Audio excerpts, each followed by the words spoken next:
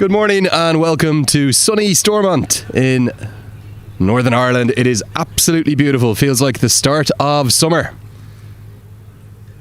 You're very welcome to join us for this game 4 of the Celtic International T20 Challenge Series between Ireland women and Scotland women. Ireland women 2-1 up in the series. Some nice scenes on the outfield currently as we see the squads go through for their team photographs. There you can see Scotland being done. The Mighty Ducks flying V formation is out, and the reason that's out is because it's got to be socially distanced in the times we're living in. This entire series being played in a bubble. Photographer Shane Canary making sure everyone's in just the right place.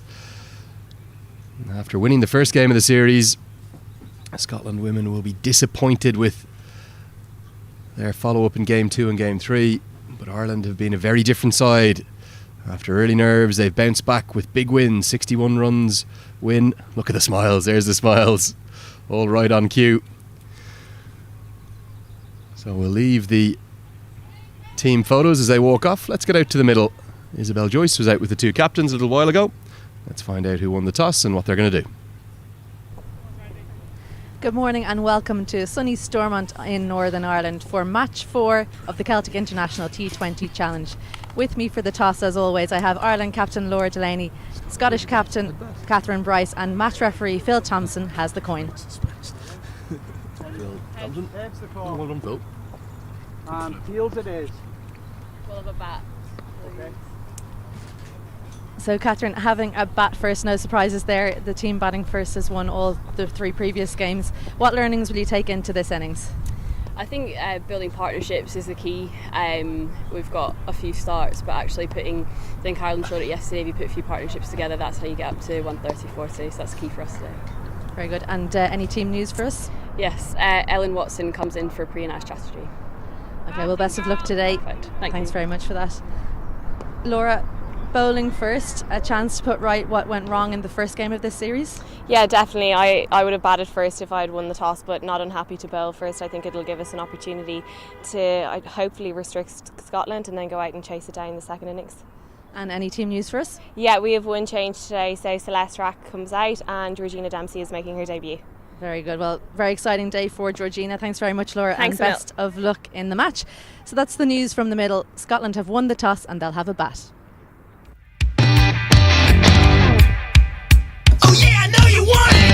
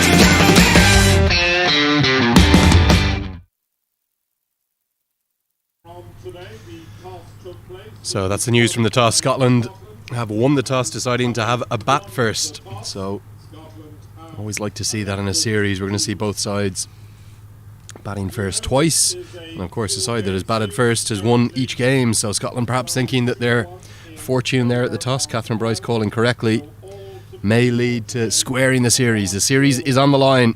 Scotland cannot win the series, but they could well square it up and have a shared title. Looks like one change for each side. Got Andrew Blair-White with me in the commentary box here. Andrew Leonard, one of Isabel Joyce, as you saw at the toss all throughout the day. The three of us will be with you for this, the fourth and final match in the Celtic International T20 Challenge Series. Andrew, just one change each, maybe a little disappointment for some of the players in the squad not getting on the pitch this week. Yeah, exactly, but at the same time, great learning curves for the likes of Jenny Sparrow and Jane Maguire, still very young, growing in the game, and a brilliant day for Georgina Dempsey to make her international debut. Certainly a day she'll never forget, and a brilliant day to be making it. Yeah, Georgina Dempsey into the side.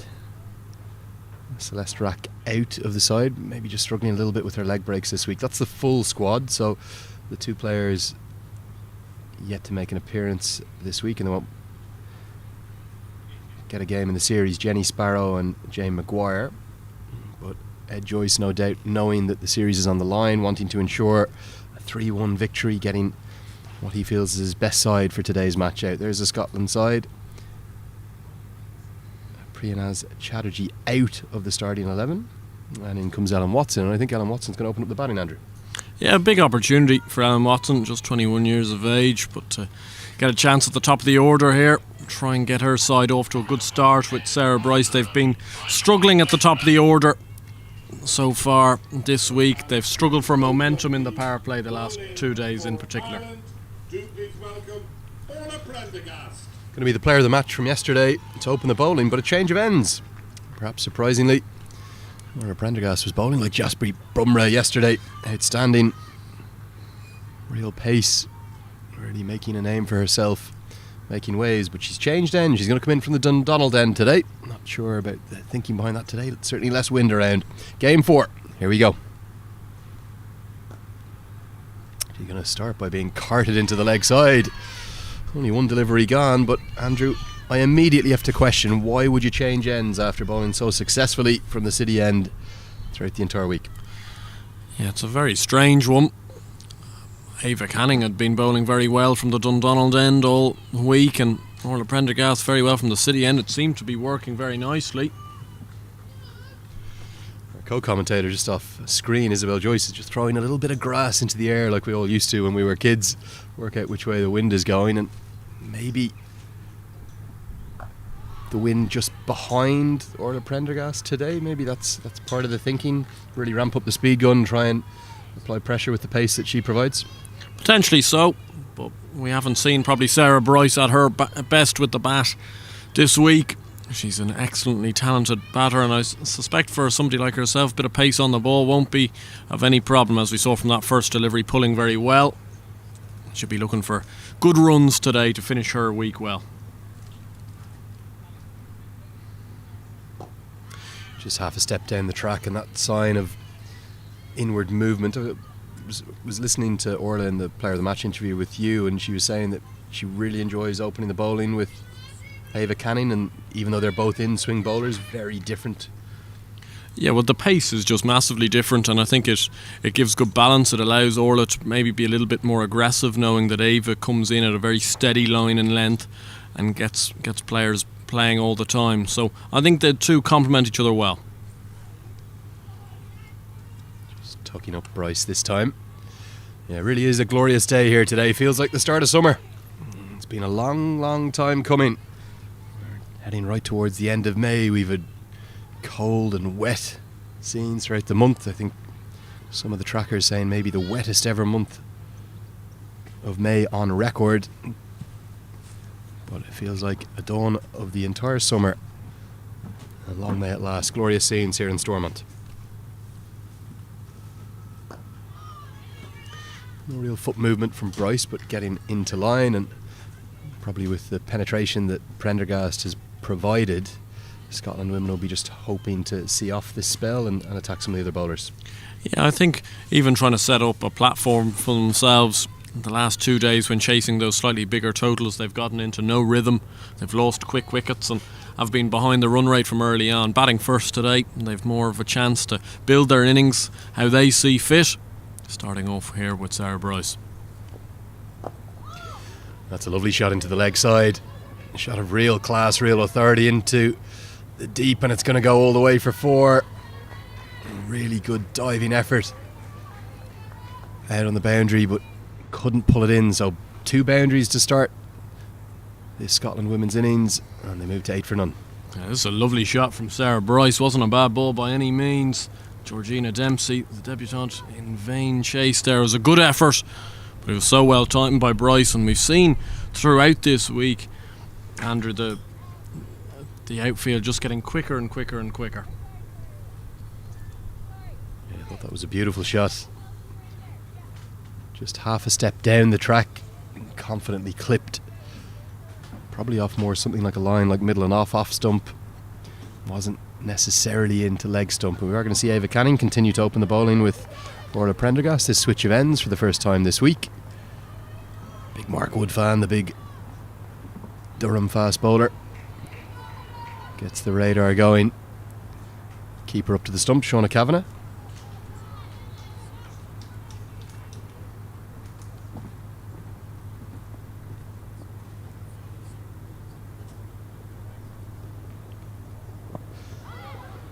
So Andrew, talk me through this change of ends. What's the thinking behind this? I don't know whether Coach Ed Joyce is trying to test his players, potentially having them bowl at different ends, trying to adapt to different conditions.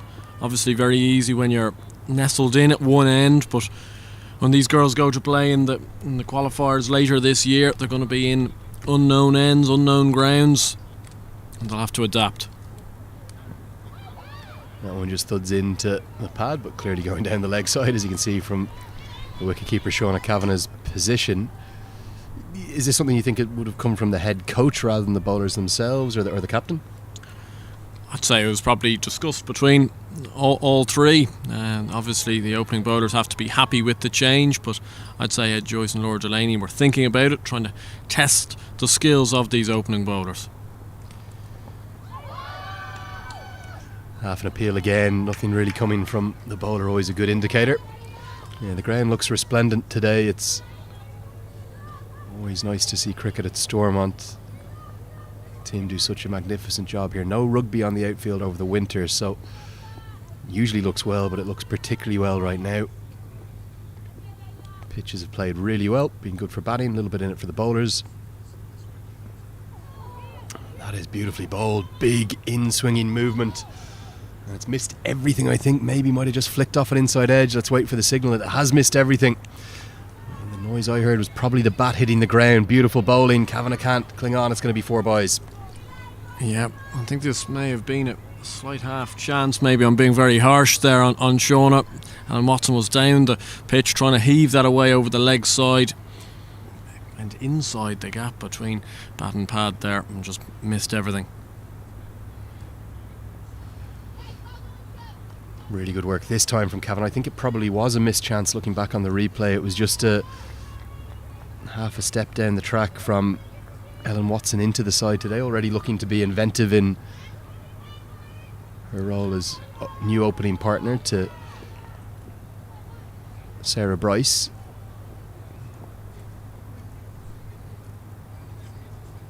And that one's powered into the leg side. It's going to get over the head of the fielder at mid-on, and going to see a very attacking approach from Ellen Watson into the team. Becky Glenn, who's opened the batting the last few days, will bat down the order, but this looks a good aggressive start from Scotland.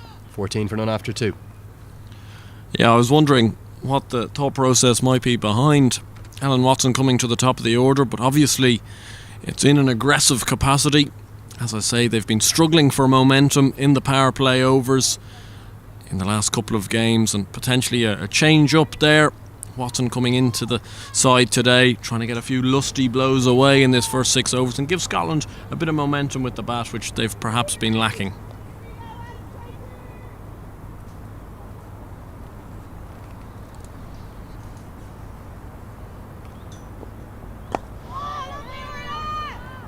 Driven into the covers, or Laura Delaney tidies up. Bit of confusion this morning on the Twitter machine. Delaney out with a knee injury was one of the tweets we saw, and all sorts of scrambling in the background. I said, well, hold on, Laura's just been out at the toss, surely she can't be out. But of course that tweet was referring to her brother Gareth, who misses out today for the Munster Reds. Munster Reds playing the Northern Knights down in Pembroke. Unable to be hosted at the Mardyke, so moving to Dublin. But the action here is the fourth and final match. The Celtic International T20 Challenge Series. Andrew, it's been an outstanding week of cricket. It's been really good, not just to get back on the pitch, but really good progress and development for both sides. Yeah, I think both sides will be very happy in a lot of respects with what they've seen. Both very young sides overall, and plenty of improvement and plenty of progression has been made throughout this week, especially from this Irish team. When you think back to Monday, there would have been a few dreary faces after their defeat, but they've come back the last couple of days with a real spring in their step, and it's been brilliant to see. Really good pace, and you'd have to think the fact that the appeal was vehement, but Bryce got at least a step, maybe 2 steps down the track. That's going to probably have saved her here. Yeah, I would say so. Made a little bit of a skip down the pitch. It is close though. Andrew, looking at that replay, I'd love to know your views as an umpire. Yeah, I think Rolly Black has got a couple of things to make his mind up about there. Did it make contact outside the line of off stump with Bryce playing a shot? And secondly, was that going to go over the top? I think the answer to both, there was probably enough doubt to ensure that the decision went in the favour of Bryce. Certainly a close shout. Looked like it might have been going on maybe to clip the bails, but for my money, from a first and second view now, I think probably the right decision. Yes, I'd say so myself. I think the impact may have been just outside the line there as well. Very close shout. Good bowling from Prendergast, bringing it back into the right-hander.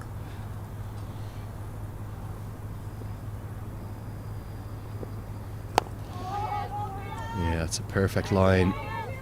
You can see the natural movement in, both in the air and quite often off the seam as well. Really good wrist position, getting strong behind the ball.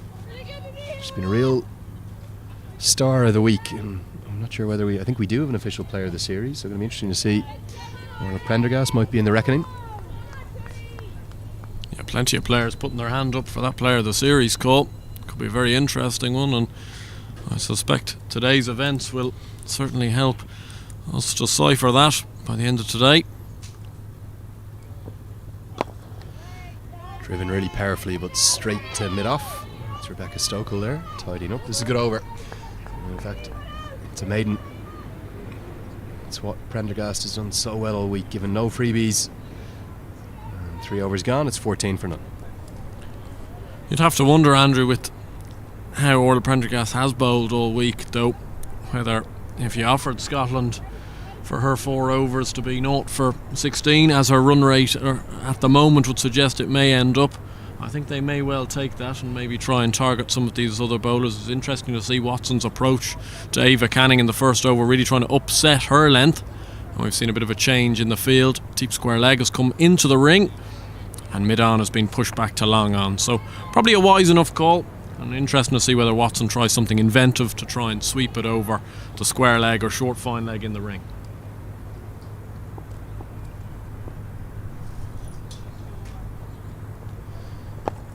Shimmying around her crease, looking to be aggressive, but good nerve shown by Ava Canning. Just going to keep grinding away on her line and lengths. Yeah, I've been impressed with Ava Canning this week. You certainly wouldn't have thought these were her first few games in international cricket. Showed good nerve, has held her line and length, and she seems to know her bowling very well, and seems to be hard to get away with the pace she's operating at. Into the leg side, certainly looks like Watson favouring the leg side. That bottom hand probably the dominant of the two in the grip for Watson, and with the ball coming into the right hander as well, natural that she'll look to hit it that direction. 5 fielders in the leg side, 4 in the off. That's going to be the first wicket. The aggressive approach from Ellen Watson has not paid dividends because she's been cleaned up by Ava Canning, who's bowled a beautiful delivery that swung in significantly from outside off stump, gone in between bat and pad. I think Watson might have ended up yorking herself just a little. That's going to be the first wicket. Yeah, excellent from Ava Canning. Just hammering away at her line at length. Watson trying to invent something, trying to invent a bad delivery, and it just wasn't to be. It was an interesting shout. It wasn't probably the worst shout in the world from the Scottish coaching team trying something like that, but unfortunately it's failed to pay dividends.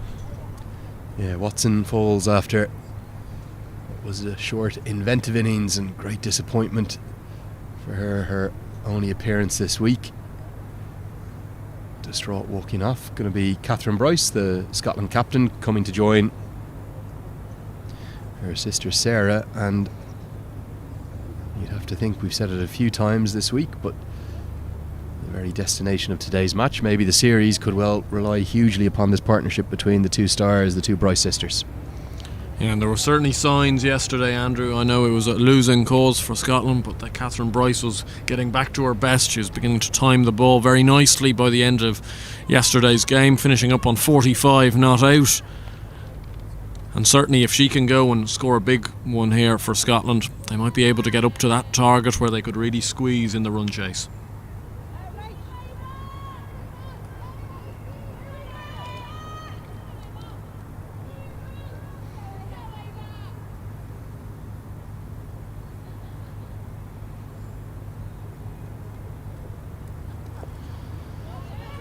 Wide outside the off stump, but not wide enough to be adjudged a wide by Jarlath McCready, who's standing at the city end. He's joined by his umpiring colleague. You can see Jarlath there on screen. His umpiring colleague at square leg, Rowley Black, has just brought about a change in the field, so the fine leg going to come over to short third man. That's Georgina Dempsey. It's a very different field. Two fielders in the deep backward square leg and deep mid wicket. And this one's clattered through the offside. That's a lovely shot over pitch from Canning, and nobody's in the deep on the offside, and that's going to be the reason that runs away comfortably for a boundary. Yeah, it's an excellent shot from Catherine Bryce, just further indicating a return to form here for the Scottish captain. A little bit over pitch from Ava Canning, didn't get that exaggerated shape we've become so used to, but it's been an excellent shot and bisecting those fielders impeccably, and once that one hit the middle of the bat, it was always going to be 4 runs, and a very good start for Catherine Bryce.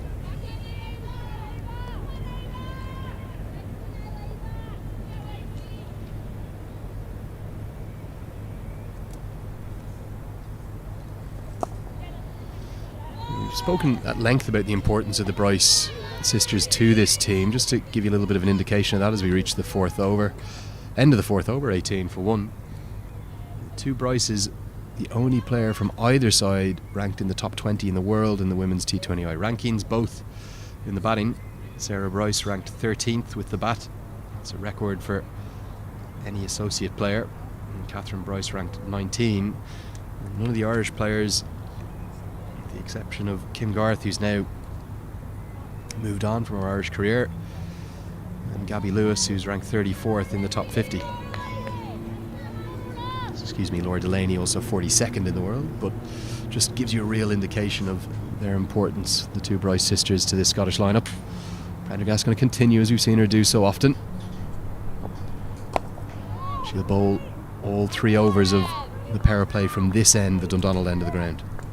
Yeah, I think that's important with the two Bryce sisters at the crease, to whether she can try and pry open another wicket here. What probably Scotland have missed so far this week is one of either Sarah or Catherine Bryce potentially playing that knock through the innings, and seeing players in the middle order being able to chip in around a solid rock, and one of them will certainly be looking to go big and bat the majority today.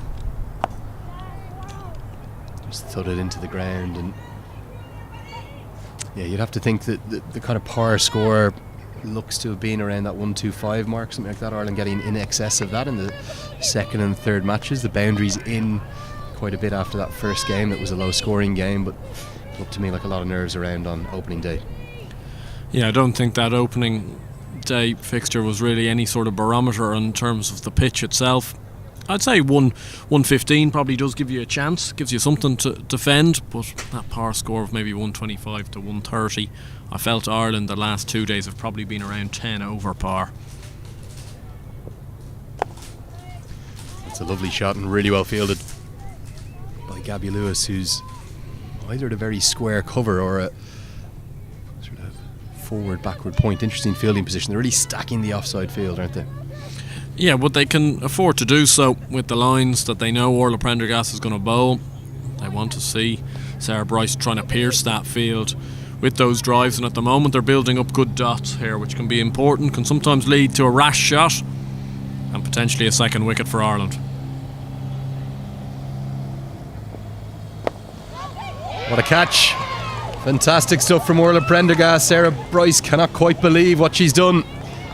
Just a check drive back to Prendergast, so difficult off your own bowling. That's the second wicket. One of the stars of the week continues to shine. It was full into the slot for the drive, but what a catch this is, Andrew. Yeah, it's an excellent shot, or excellent catch should I say, on the return from Prendergast. Sarah Bryce was maybe getting a little bit anxious. There'd been plenty of dot balls, 10 dot balls in a row off the bowling of Orla Prendergast. She was looking to force something, and she's just ended up chipping one back, but a real smart return catch from Orla Prendergast. Her coming of age week continues here up in Stormont. It absolutely does. Magnificent from Prendergast, and the dot balls, the pressure told, and what Ed Joyce is going to be most pleased with, the head coach, is the consistency of Prendergast, backed up so ably by the fielders. Gabby Lewis's stop, saving probably 1 or maybe 4 runs, helped build up the pressure that brought about that wicket. And for those maybe joining us on the stream who haven't played a lot of cricket themselves, a return catch off your own bowling as a fast bowler is one of the most difficult things to do. You get literally a split second, just a moment. You're running in at full pace, catapulting yourself into the air, trying to bowl as fast as you can, and you get just a split second. Really good hands, a great catch from Orla Prendergast. It's going to bring Katie McGill to the wicket in at number 4 for Scotland. Back-to-back maidens. In fact, quite soon to be back-to-back maidens. Still one delivery to go if Prendergast can close it out.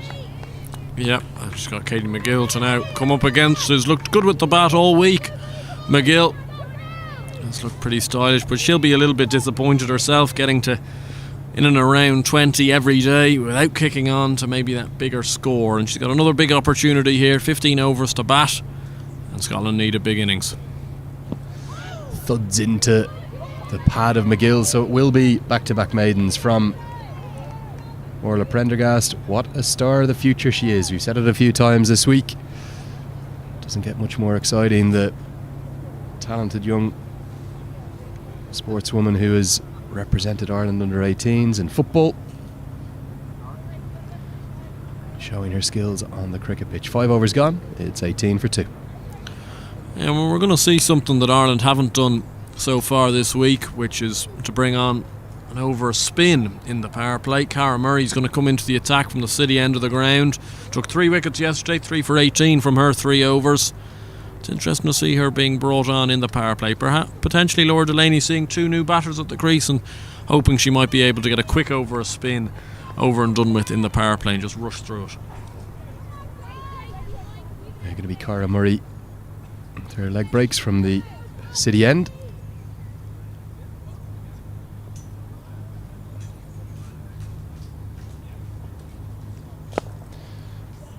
Driven really powerfully, but straight to Laura Delaney at cover. Cara Murray, one of 2 cricketers in this squad, alongside Amy Hunter, recipients of the Lady Mary Peters bursary. It was just a really special day yesterday, wasn't it? Having the former gold medalist Lady Mary Peters here, joining me on commentary for 5 or 6 overs, and then staying around and getting a lovely photo with both Cara Murray and Amy Hunter. Really special day. Yeah, it was fantastic to even be here and to see Lady Mary Peters. She's very good on commentary as well, and she was Cara Murray's little good luck charm. She came on to the attack first ball. I think she took a wicket. She did indeed. 3 wickets yesterday for the leg spin of Cara Murray. She wasn't just good on the commentary, she was quite simply an inspiration, a joy to speak to. Spoke at great length about the importance of sport, not just for the island of Ireland, but coming out of the pandemic, and the importance of women's sport in particular. Flatter through the air, just comes off a leading edge, won't quite carry. Don't think I've met many more inspiring figures in my life. And she was so down to earth, even off the commentary position. She had a great time for everyone. Brilliant ambassador for sport and women's sport. Obviously.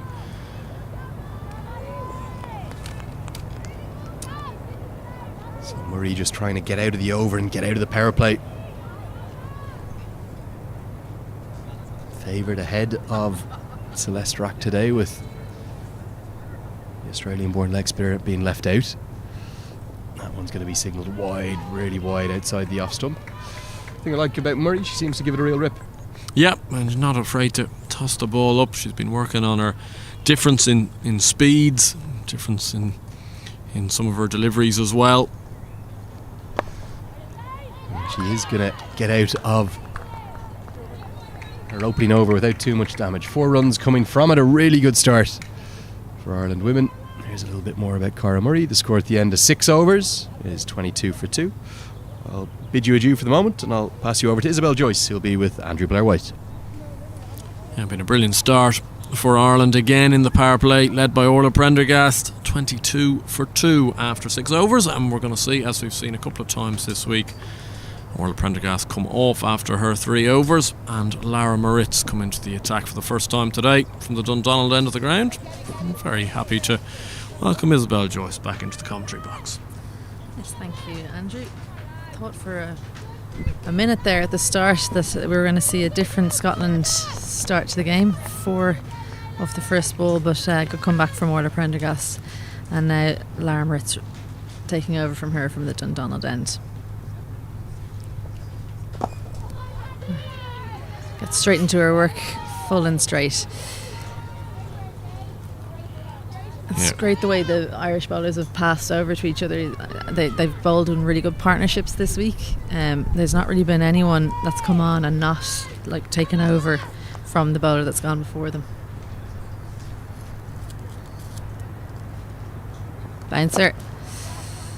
Good to see her try that. Yeah, she certainly has the pace to get it up, Lara Moritz, so it's good to see her try and test out that back of a length delivery, and you're absolutely bang on. I've been so impressed with both the bowling and the fielding from this Irish team. They've really backed each other up in the field. Some great catches have been taken. They've probably saved 5-10 runs each innings. In the air, but just over the head of Moritz, probably wide of her as well. Catherine Bryce just managing to nearly pull out of that shot, otherwise it would have gone straight to that fielder at mid-on. We've got a change in the team obviously today. Georgina Dempsey making her debut. I'm sure her family will be watching at home. A Phoenix woman, and she's an exciting talent with the ball as well, swings the ball away, so I'm sure we'll be seeing her shortly.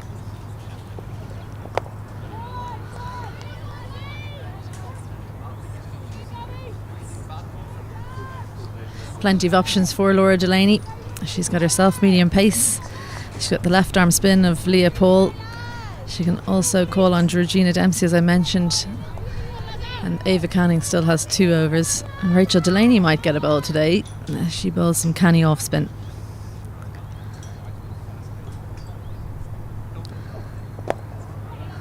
McGill unable to capitalise on a slight full toss.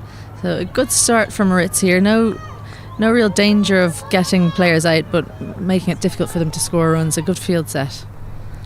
Yeah, and plenty of dot balls just being built up and up here. Sometimes that can lead to something. We saw that Sarah Bryce's dismissal. Ramp shot, one that she loves, Katie McGill, but there is protection down there for that. They know that she's good on the ramp, so it's just a single. So good first over from Lara Moritz.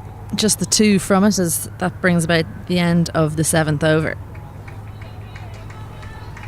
Yeah, good execution from McGill here, but fine leg back on the boundary and well tidied up by Ava Canning. Cara Murray not just going to get the 1 over in the power play, she's going to keep going, and been very impressed with Cara Murray throughout the week. She's been excellent with the ball in hand and got her rewards yesterday with 3 wickets. Yeah, it's just something about leg spin, isn't it? It's very difficult to face, and they often get their wickets with bad balls. So even when they're not on the top of their game, it's still worth giving them a bowl. Just bringing you back to that ramp shot from Katie McGill, there was a fielder down there. Do you think it was worth the risk for just a single? Well, you're going to have to execute it superbly, almost over the keeper's head to have gotten a boundary from it. Now, she's obviously very happy taking that risk, but at the moment Scotland's struggling for boundary options, and with fine leg back, it's very hard to get a boundary from that shot. Pulls strongly into the deep. Gabby Lewis will have to do some work to keep it to 1, but she does have an excellent throw, so a good field set for Murray here. No mid wicket. They've opted to have a 45 for McGill. Kavanagh behind the stumps just checking, are they going to keep the same field for Bryce, which they are, so massive gap in the leg side, but they'll only really be able to get singles. Cut strongly forward of cover and good fielding from Orla Prendergast. They're such an athletic team, this Irish unit. Yep, it really does look it. One thing though that Scotland could probably improve upon, of what we haven't seen in the past few games, is with this type of field you should be getting at least 6 singles and over, and we haven't been seeing that. They've been kind of going more at that 4, maybe 5 and over route, but if they can just get a few overs of 6 runs and just start to build a bit of momentum. Well, they seem to have got the memo today, because that's 3 singles in a row, and I couldn't agree with you more. It's these overs between 7 and 13, it's really about accumulation and setting up for the back 6 overs. So if they can get 6 and over and a boundary every now and then they'll set themselves up well for the back end. Beautifully played by Bryce. Too full, too wide from Cara Murray, and we're really seeing Catherine Bryce get into her work. Yep. First 6 of the day, and brilliant from Catherine Bryce, just opening herself up mid-off and extra cover in the ring and just taking that inside out over extra cover route, goes over mid-off and goes all the way for 6, and that's even massive for Scotland, even just as a complete momentum swinger. Catherine Bryce seemingly, I was saying it, she looked good yesterday, and maybe she's now on for a big score today. Yeah, that forces a change in the field. Mid-off goes to long off and square leg comes in.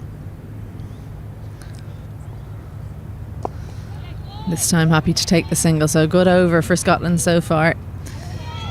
I don't really see Catherine Bryce sweeping too much, so I think that's a better option with the field for Murray against Catherine Bryce anyway, and they're changing back to a mid-off, and I think we haven't seen Katie McGill really clear the mid-off or mid-on yet this week, so good field change. And that fielder in square leg will get the ball immediately, so really good over for Scotland. They'll be pleased with that one. They move along to 35 for 2 after 8. But that all builds up when you've gotten 5 singles from the over as well, though. You know, very good rotation, and then the one big shot, you get away, goes for 6, suddenly 10, 11 runs from an over. And that's what Scotland probably, they have been thinking about, have been trying to work on, is just that, trying to minimise dot balls. Yep. Dot balls will always cost you, so they did exactly what you said they should be doing at the start of the last over, looking for the singles, and then when that opportunity comes for a boundary, take it. Lara Moritz returning for her second. Another ramp shot, kind of paddled around to fine leg. It's a risky shot for most people, but McGill's so comfortable at it, it's probably like playing a little dab into the leg side for her. Yeah, exactly. It seems to be a bread and butter shot for McGill. A little bit like we see potentially in the men's game with Kane Williamson jabbing it down to third man. This almost seems to be her equivalent. Strong shot from Bryce. She gets that backward of square. Gabby Lewis misfields in the outfield, so they'll come back for a second. You just feel like Scotland showing their appreciation. I feel like they think today might be a better day with the bat for their team. Yeah, you can just sense the energy in the camp, just completely different as we see this. Gabby Lewis, a little bit of a misfield, but does well to prevent it from going to the boundary. Bouncer and pulled strongly down to long on through the legs of the fielder. Cara Murray can't believe she's let that one through. Another boundary for Scotland. Yeah, It just goes to show what happens when momentum is with you as a batting team. Catherine Bryce has pulled this very hard, but it's a routine shot or stop for Cara Murray, or so it should be, but it's burst through the legs, and just it's beginning to happen for Scotland here. They're beginning to build up a head of steam. A good test for this Ireland bowling unit. They've had it all their own way really the last 2 games, and Scotland putting the pressure back on them. It'd be good to see how they come back from a couple of big shots from Catherine Bryce.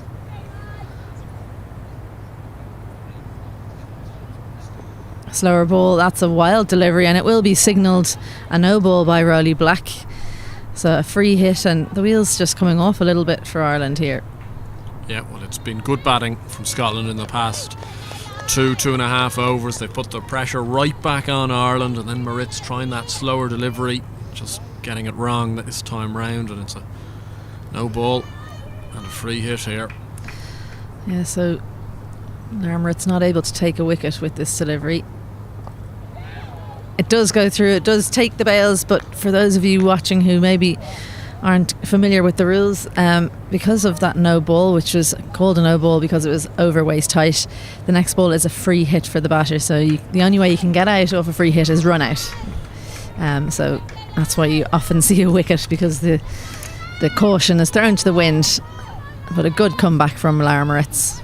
It doesn't ever stop one player on the team, though, from giving it a yelp, and I saw Gabby Lewis at deep cover. Yeah, there's always someone who forgets, isn't there? So a single for Bryce out to that fielder who got too excited. Gabby Lewis on the boundary. It's been much more like it from Catherine Bryce, though. Yesterday we saw brewing with her 45 not out, 22 off 19, beginning to time the ball superbly, and I suppose we've talked about her quite a lot throughout this series, but we're really now beginning to see what she can bring. Yeah, there's a reason why she's playing for the Loughborough Lightning in the 100 later this summer. That was a much quicker delivery from Moritz to finish out that over. 9 gone, Scotland 44 for 2. So almost up to 50 at the halfway mark. They'll be eyeing that up, no doubt, with 1 over to go until the 10 over mark. Yeah, this is an excellent ball from Lara Moritz, just cutting back in, and McGill trying to give herself a little bit of room to pierce one through the offside there, but it's almost ended up getting clean bowled, and just that little bit of momentum from Scotland has yielded a change of bowling. And we're going to see Leah Paul come into the attack for the first time today from the City end with her slow left arm, which has been very profitable so far this week. Yeah, no surprise to see Captain Laura Delaney turn to Leah Paul today. She's been excellent the past two games. Didn't get a wicket didn't get a bowl in the first game, and she's bowled really well then when she did get her opportunity in game 2 and 3. Catherine Bryce just needs 4 more runs to reach 500 T20I runs in her career so far. A good start from Paul. Good bit of in swing. Yeah, she seems to have that almost natural. We obviously have mentioned she did bowl seam before. She still has a little bit of that in her. Big appeal and gone. That's the one they wanted. The change in bowling yields another wicket. Leah Paul has a golden arm for Ireland. Got behind, and Catherine Bryce has got to go. Yeah, brilliant yet again from Leah Paul. She comes into the attack. She makes things happen. Bryce trying to cut this one away. It just went on with the arm there, and it's a good catch from Shauna Cavanagh. She's been excellent up to the stumps all week, has shown, and this is another good catch and potentially a game-changing wicket. Yeah, you can see the heads dropping in the Scotland tent. Catherine Bryce looking really good. She started, as you said yesterday, started looking like back to her best, and continued on today for her 22, but probably the wrong shot to play with the movement in from Leah Paul. Looked to go square. There's the batting card so far. Catherine Bryce, the one bright spot, but she's gone. Katie McGill still there with 6, and she's joined by the usual opener, Becky Glenn. She's had a tough week, Becky Glenn, so they've moved her down the order to give her more of a chance. Yeah, well, she's now coming in against spin today. She's had a tough week facing up against Orla Prendergast. But this is an opportunity to potentially build an innings and play a big one for Scotland. Leading edge chance, and taken in short third man. Rachel Delaney diving forward, and Becky Glenn's poor run of form continues. She gets a first ball duck, and it's a second wicket and a second opportunity at a hat-trick this week for Leah Paul. Yeah, Glenn just trying to turn this away. You can see how far over on the offside she is there, trying to turn that away into the vacant leg side area. She's just got a leading edge, and it's a good catch from Rachel Delaney. Those ones are deceptively difficult at backward point with a lot of spin on the ball. Yeah, for a minute there it looked like she wasn't going to make an effort to catch it. It just hung in the air long enough though, and she made a dive forward and held the catch. Their fielding and catching has been excellent so far. Just a couple of misfields we've seen today though. 4 games in a row, of course, is very difficult. Game 1 was supposed to be on Sunday. That was rained off, so they moved that game to Tuesday, so it's been one game after another, coming thick and fast for Ireland and Scotland after 20 months of no international cricket. But the standards haven't dropped all week. So Becky Glenn, unfortunately for her, perishes, and it's a hat-trick opportunity for Leah Paul. Ailsa Lister comes to the crease.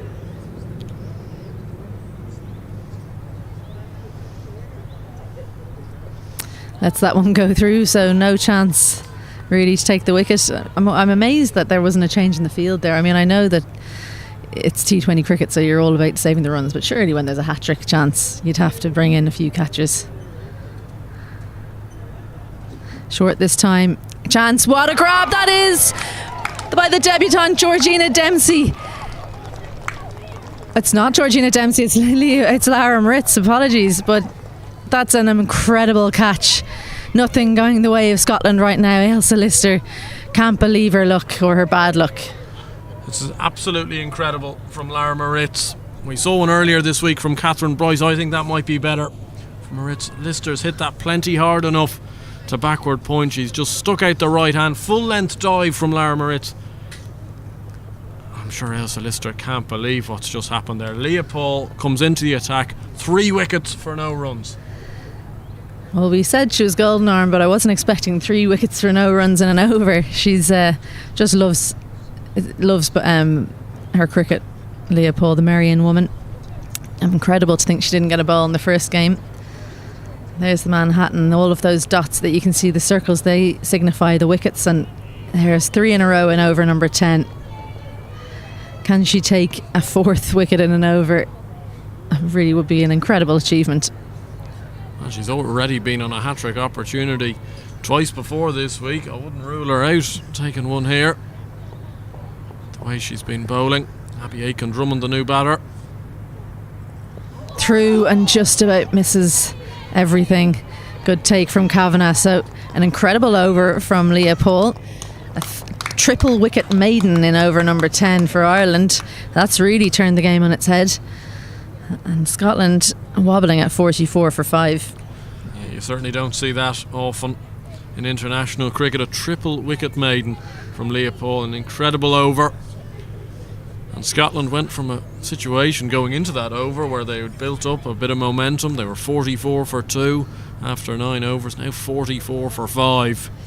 That's another. There's going to be a double change. The spin twins from Marion.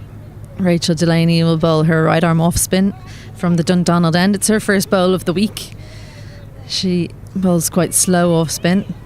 Favourite player Meg Lanning. And of course Rachel Delaney does usually bat up the top of the order, so a good role model for her there. And we'll see lots of changes in pace with Delaney, and she does turn the ball. Worked into the leg side. Yes, no, maybe they will get home, but there was a little bit of indecision there.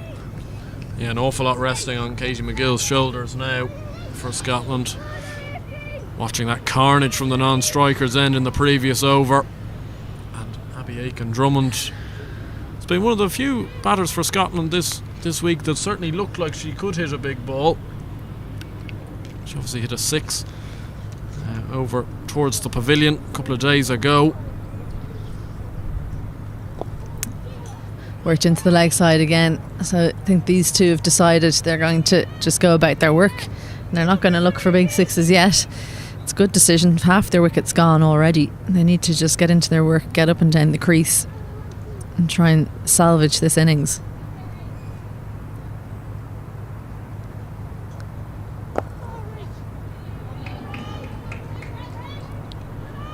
McGill working that out to deep mid-wicket to Orla Prendergast. Again, like we said a few overs ago with Cara Murray's bowling, with this sort of field, with the type of delivery Rachel Delaney's bowling, there's plenty of opportunities for singles on this leg side, which they've taken so far.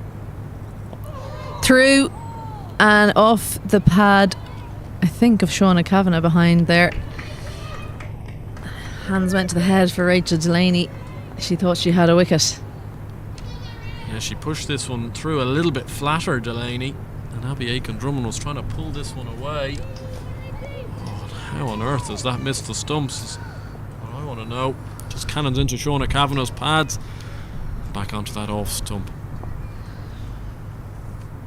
There is an opportunity for a boundary over mid-off if Drummond takes on the fielder, but she opts to push it into the offside. It is packed, so doesn't manage to get down the other end. The four fielders out are cover long on, deep straight mid-wicket and deep square. Onto the back foot again and opts to just take the easy single in the leg side. So a good start for Rachel Delaney. Bowls a quick over. That's 11 gone. Just the 3 from it for Scotland. They're 47 for 5. Yeah, I think with both Leah Paul and Rachel Delaney bowling in tandem, you can get through overs plenty quick. And as we see there, Leah Paul, 3 wickets for no runs from 1 over. What an outstanding over it was. Good again from Prendergast and Canning. Up top, 1 wicket apiece for the 2 of them. The Irish bowling has been excellent all week. Yeah, well, I mean, looking back on my notes, Orla Prendergast went for 8 in her first over, a couple of boundaries, and then didn't go for a run after that. So quite an amazing comeback from her. She's been very impressive. And Ava Canning coming from almost nowhere to represent Ireland this week, having been injured last year. She's been a breath of fresh air. So Leah Paul comes back for her second over. And she starts as she finished the last over with a dot. She takes another 3 wickets this over. This game could be over very, very quickly, Andrew. Now she just needs 1 more wicket for 10 in the series, and when you consider she didn't bowl on the first day, that's really a remarkable achievement.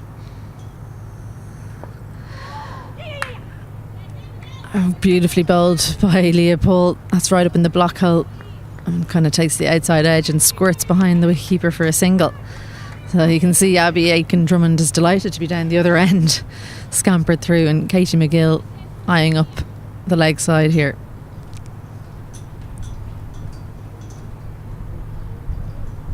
She does go leg side. Doesn't hit it too well though, so just kind of punches it out to Gabby Lewis on the leg side. If you're Katie McGill there in the middle, she's kind of been someone who's looked comfortable this week. What would you be saying to the person down the other end? Just got to try get off strike as much as possible. Slower from Paul, that's well bowled. Good movement from Laura Delaney there, probably prevents the single. It's a hard one though, because I'd have probably done myself what Becky Glenn was trying to do and try to turn one away onto that leg side field, and that can happen when you're playing against the spin. You can get a leading edge. There are singles on the leg side available. That time goes off line. Leah Paul. Yeah, it's a tough one. I think that's why left arm spin is so good, because you naturally want to hit it leg side, but the turn makes that more difficult.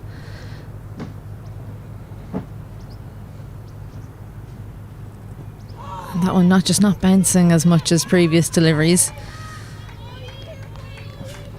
I think this is a time you've just got to really graft hard as the batting side. It's not easy out there with Paul and Delaney bowling well, but you've got to try and just see out the next couple of overs, try to build something. onto the back foot again. I'd really want to see Abby Aitken-Drummond coming forward there, just not really short enough to go on the back foot. So another good over for Leah Paul. Scotland moving along to 51 for 5. These overs just slipping away so fast. 2 very short run-ups and not a lot of runs being scored, meaning that 3 or 4 overs have gone by in the blink of an eye. Yeah, they just have to try and relieve some of the pressure here, try to get up to some sort of score. They'll take a bit of heart from the fact that they were able to defend 87 on the first day, remember that. But they've got to try get up near that 100 mark, give themselves something to bowl at. Yeah, Ireland struggling in that run chase. The team batting first has won all 3 games so far in this series. Appeal down leg, what a grab from Shauna Kavanagh. She's gone to go leg side too many times, Katie McGill, and she's perished caught behind down the leg side by Shauna Kavanagh. Well bowled from Rachel Delaney. Yeah, excellent again from Shauna Kavanagh. She's had a brilliant week behind the stumps with the gloves. Just a fine tickle from Katie McGill. Rowley Black giving that one out straight away, and unfortunately Scotland here 51 for 6, and it's slightly unravelling. Yeah, silence in the Scottish tent. It's been a tough few days for them. Disappointment in how their batting's gone. They can take heart with their bowling and their fielding. That's been excellent all week. But it's a sorry tale, that scorecard. Samantha Hago, of course, didn't bat yesterday. She was injured in the field. She joins Abby Aitken-Drummond now.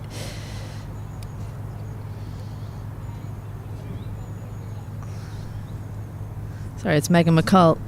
So their scorecard was slightly wrong there. Megan McCall, she looked like she was willing to have a go. When I saw her in the nets yesterday, she was whacking the ball back at her coach. So hopefully she has that kind of mentality where she's going to take the game on, even if the scorecard's not looking too healthy.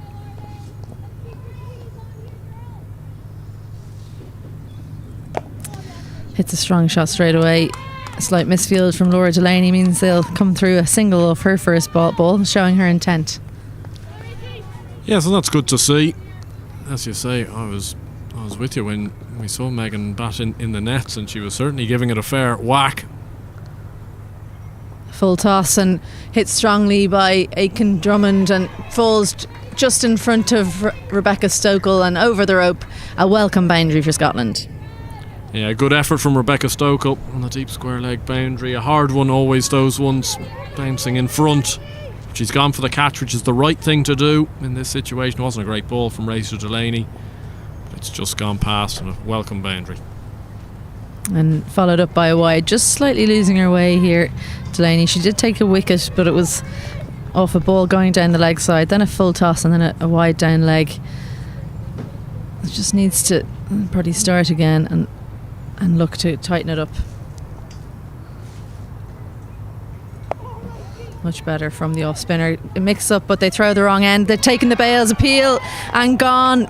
That's the last thing Scotland needed. How often do you see it? Wickets tumbling and then you're looking for a quick single.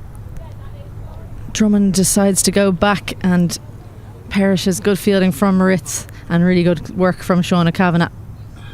Yeah, it's excellent keeping from Kavanagh to collect that on the half volley. Unfortunately, Abby Aitken-Drummond and Megan McCall, complete misunderstanding. The two of them were almost shaking hands in the middle of the pitch there for a moment or two. And another wicket goes down, and as you say, when you're in trouble like this, that's the last thing you need. And Samantha Hago's going to come to the crease now. Certainly a task on her hands from here. Absolutely. She got hit by the ball in the shin yesterday in, I think it was the first over of the game, and the ball was hit so hard by Gabby Lewis that she had to go off and get 4 stitches. Not somewhere that you want to get stitches, your shin. It's very painful, I'd imagine. But she's made of stern stuff, so she returns today. Saw her in the outfield. I said, how's it getting on? How's it going? How does it feel? And she said, you just got to not think about it. So she's made of tough stuff. She'll need to be made of tough stuff to salvage this Scottish innings. Worked into the leg side. That's well played by Hago. She gets through for her first run. Plenty of work for this pair to do. Yeah, clever batting from Hago to start off with there. Just turning that one into the vacant leg side area for a single.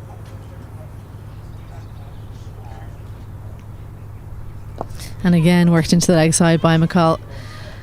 So perhaps they're readjusting their target, what they're aiming to get to. Probably at the start of the game they would have been eyeing up 120, 130. That plan's probably out the window as the 13th over ends, and Andrew Blair White's stint in the commentary box also comes to a close, and we'll welcome back Andrew Leonard. Plenty's been happening while you've been gone, Andrew. It's been all action, is absolutely all action. What a catch from Laura Moritz. Full length to her right. I don't think she could believe that she clung on to it, and the joyous celebrations, the dancing afterwards were just magic. Well, it was one of those catches where she actually took it behind herself. It was hit with such force, and those are ones that, really incredible athleticism to hang on to that full stretch, and she was nearly looking back at the boundary as she was looking at the ball in her hand. It was a very, very special moment. Really enjoyed it. I had a great view of it across, just talking to Richard Holsworth, the Cricket Ireland performance director, and we had the perfect eye line of it. And I tell you, even more excitingly, Isabel, who else had the perfect eye line of it? It was Oisin Canary, a great Cricket Ireland photographer here, doing such a magnificent job. I don't think you can explain just how good the photos are, so I can't wait to see what image he's got of that catch and celebrations after it. Leah Paul has a chance here. She looks to go for her one-handed catch. Doesn't manage to hang on to it. Looked very graceful there, but just fingertip stuff. She nearly had 4 wickets in the over, didn't she? Took 3. It was a lovely moment at the end of the over as well, as the whole crowd applauded her.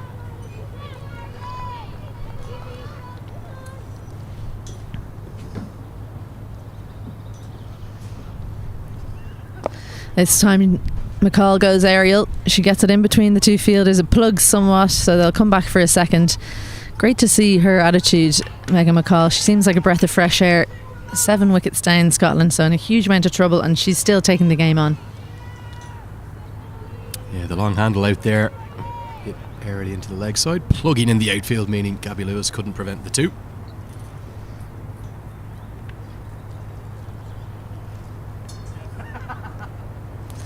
Big swing, but it was too far away and signalled wide by umpire Jarlath McCready.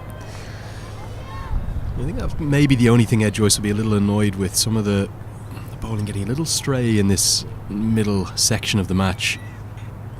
A few too many wides for his liking. A bit of a drag down and also wide again, so yeah, something to work on. She was really, really tight to the stumps at the start of her spell.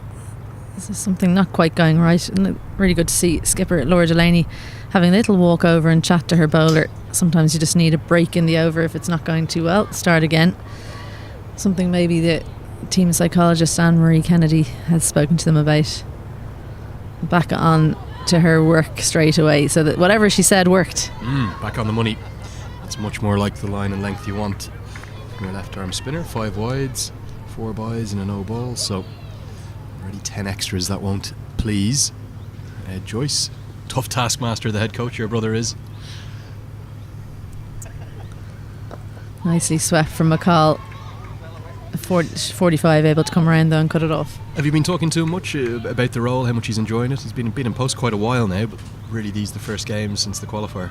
Yeah, we've actually gone for a few walks over COVID just to discuss women's cricket. Obviously Ed had a very long career himself, and county cricket is gruelling in the amount of cricket that they play, so he wouldn't have had much time to be paying attention to the women's game, but he's really enjoying it, and I think it's a mutual appreciation society. The girls, the women's team really enjoy working with him, and he's loving the job.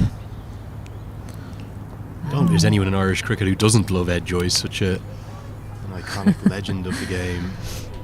No surprise to hear that his young squad adore him, but he seems to have brought about real improvement this week in them.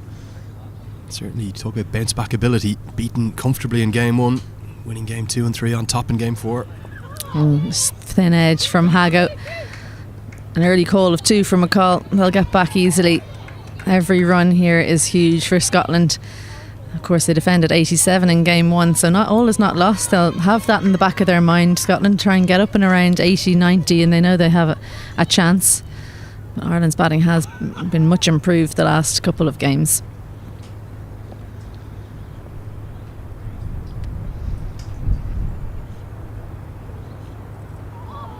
Looks for the same shot, but doesn't manage to hit that one down to third man. Good finish to the 14th over for Leopold. Scotland move along to 66 for 7. A few wides there helping them get 6 off the over. And 8 off the over. Just going back to speaking to Ed, I think one of the reasons why the women's team like him so much is just the amount of work that he puts in. It's huge. He's just, I think it kind of shows why he had such a good and long career. Is just he's relentless. Is the word I would use. Relentless. Fantastic to have his service to the game now in the form of his role as Irish women's head coach, doing a magnificent job. Got a big tall task though ahead of him later in the summer in August. 6-team ICC European T20 World Cup qualifier. Just one side will qualify, and that's as a consequence of Ireland not going to the previous T20 World Cup down in Australia when they missed out to Thailand and Bangladesh in the qualifier in Scotland in 2019, which was the last competitive action that Ireland had. So to right the wrongs of a couple of years ago, they'll have to get through a European qualifier featuring Scotland, Netherlands. Good fielding from Rachel Delaney. She's brilliant off her own bowling, doesn't want any runs scored if possible. Yeah, it's going to be a tough task for Ireland, isn't it? Yeah, Scotland, Netherlands, Germany and then Turkey and France debuting in that tournament, so 6 sides duking out for just one spot. Top edge, but will land between the two fielders. They're lucky there, McCall. She could have just sent it straight down the throat of Orla Prendergast. Didn't really try and hit it, just kind of a languid swing. Yeah, teasing for both. Leopold running backwards and Orla Prendergast running in, just dropping perfectly safely in between them. They do have protection in mid-wicket now. These two batters were milking that vacant leg side area last over, but a change in the field means they'll have to come up with a different shot if they're going to get their singles this over.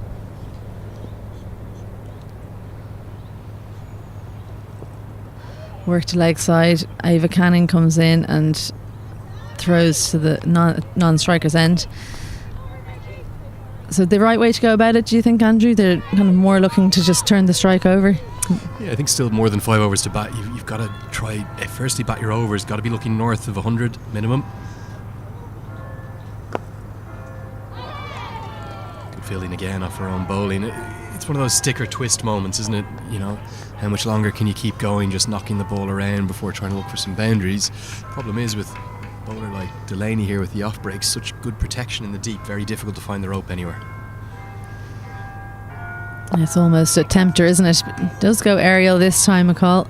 Gets it between the two fielders that think about taking on Cara Murray at long on, but probably a good decision not to. So a good tidy over from Rachel Delaney. A much better one than her previous one.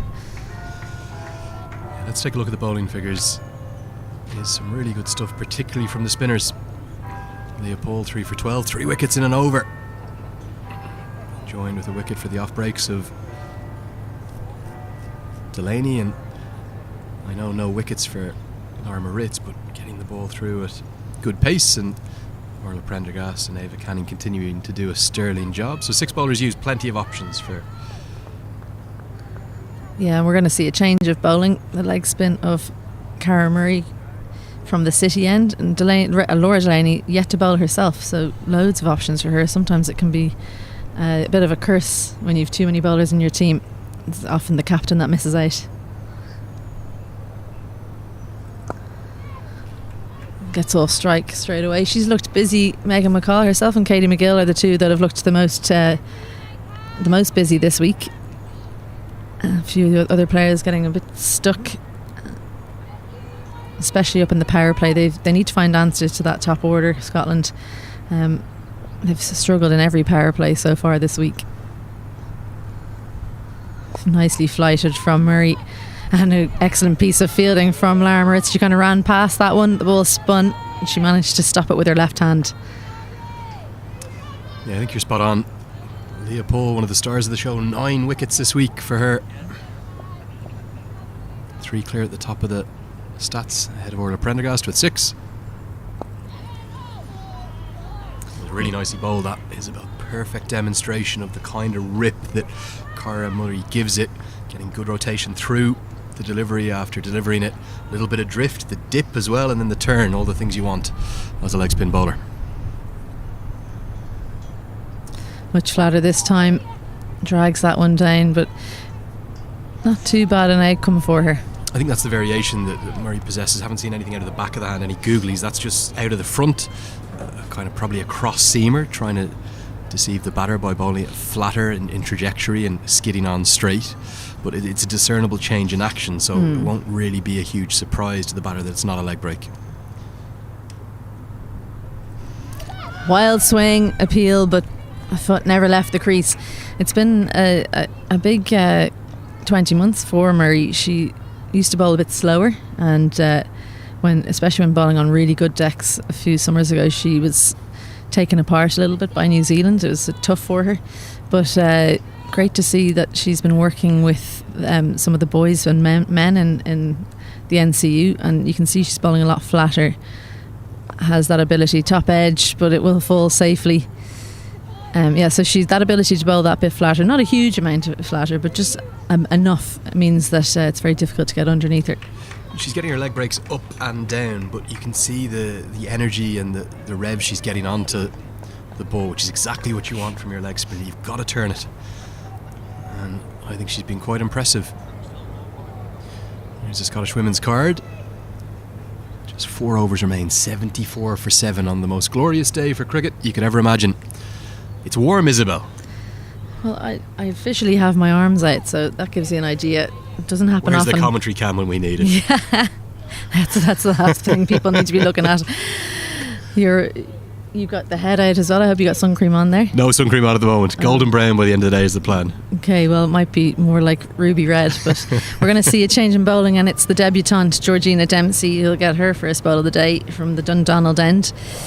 She's an exciting talent, Andrew. She bowls at a good pace, gets the ball to move away. I like that she's got Elise Perry in there. No surprise that Sam Curran is that she's a fan of that. She is an aggressive bowler, and I love the way she likes to bowl fast. International debut, no longer watch this space. It's today, and a big moment for the youngster from Phoenix as she comes into the attack. I was getting a few messages this morning. Would she maybe open the bowling? Certainly, it's something they'll look at. I think they'll look at, because at the moment they've 2 in-swing bowlers. Not ideal if conditions, if there's a prevailing wind like we've seen earlier in the week, you want both away swing and in-swing. But she's had a couple of injuries, and she is still so young, just 16 years old. And someone they won't have seen, the Scots, before. She's not running in as quickly as she sometimes does. Obviously, she's had a bit of a back injury. It's not the quickest I've seen her bowl, and she's still so young, so lots of room for pace to be added in the coming years. Yeah, nice action, good load up, good follow through. It's a little bit slingy as well with the right arm coming over. Right into the block hole, really good bowling. Good start on international debut. Yeah, it's just love to see how there's just no fear from these youngsters, isn't it just brilliant to see, and great to see a Phoenix player back on the international scene. They've put a huge amount of work into their women and girls section the past couple of years. Talking to Amy Keneally, who's their head coach, the other day, she can't believe how many people they have down at training. That one's gone through. Isn't that great to hear for one of Ireland's oldest clubs, one of the most beautiful clubs in the Phoenix Park there, right in the Dublin city centre. And I think historically in the 70s and 80s they would have had a very strong women's section, and that completely faded away to a point where they might not have even got a women's side out for quite a period, but it's bounced back in a big way.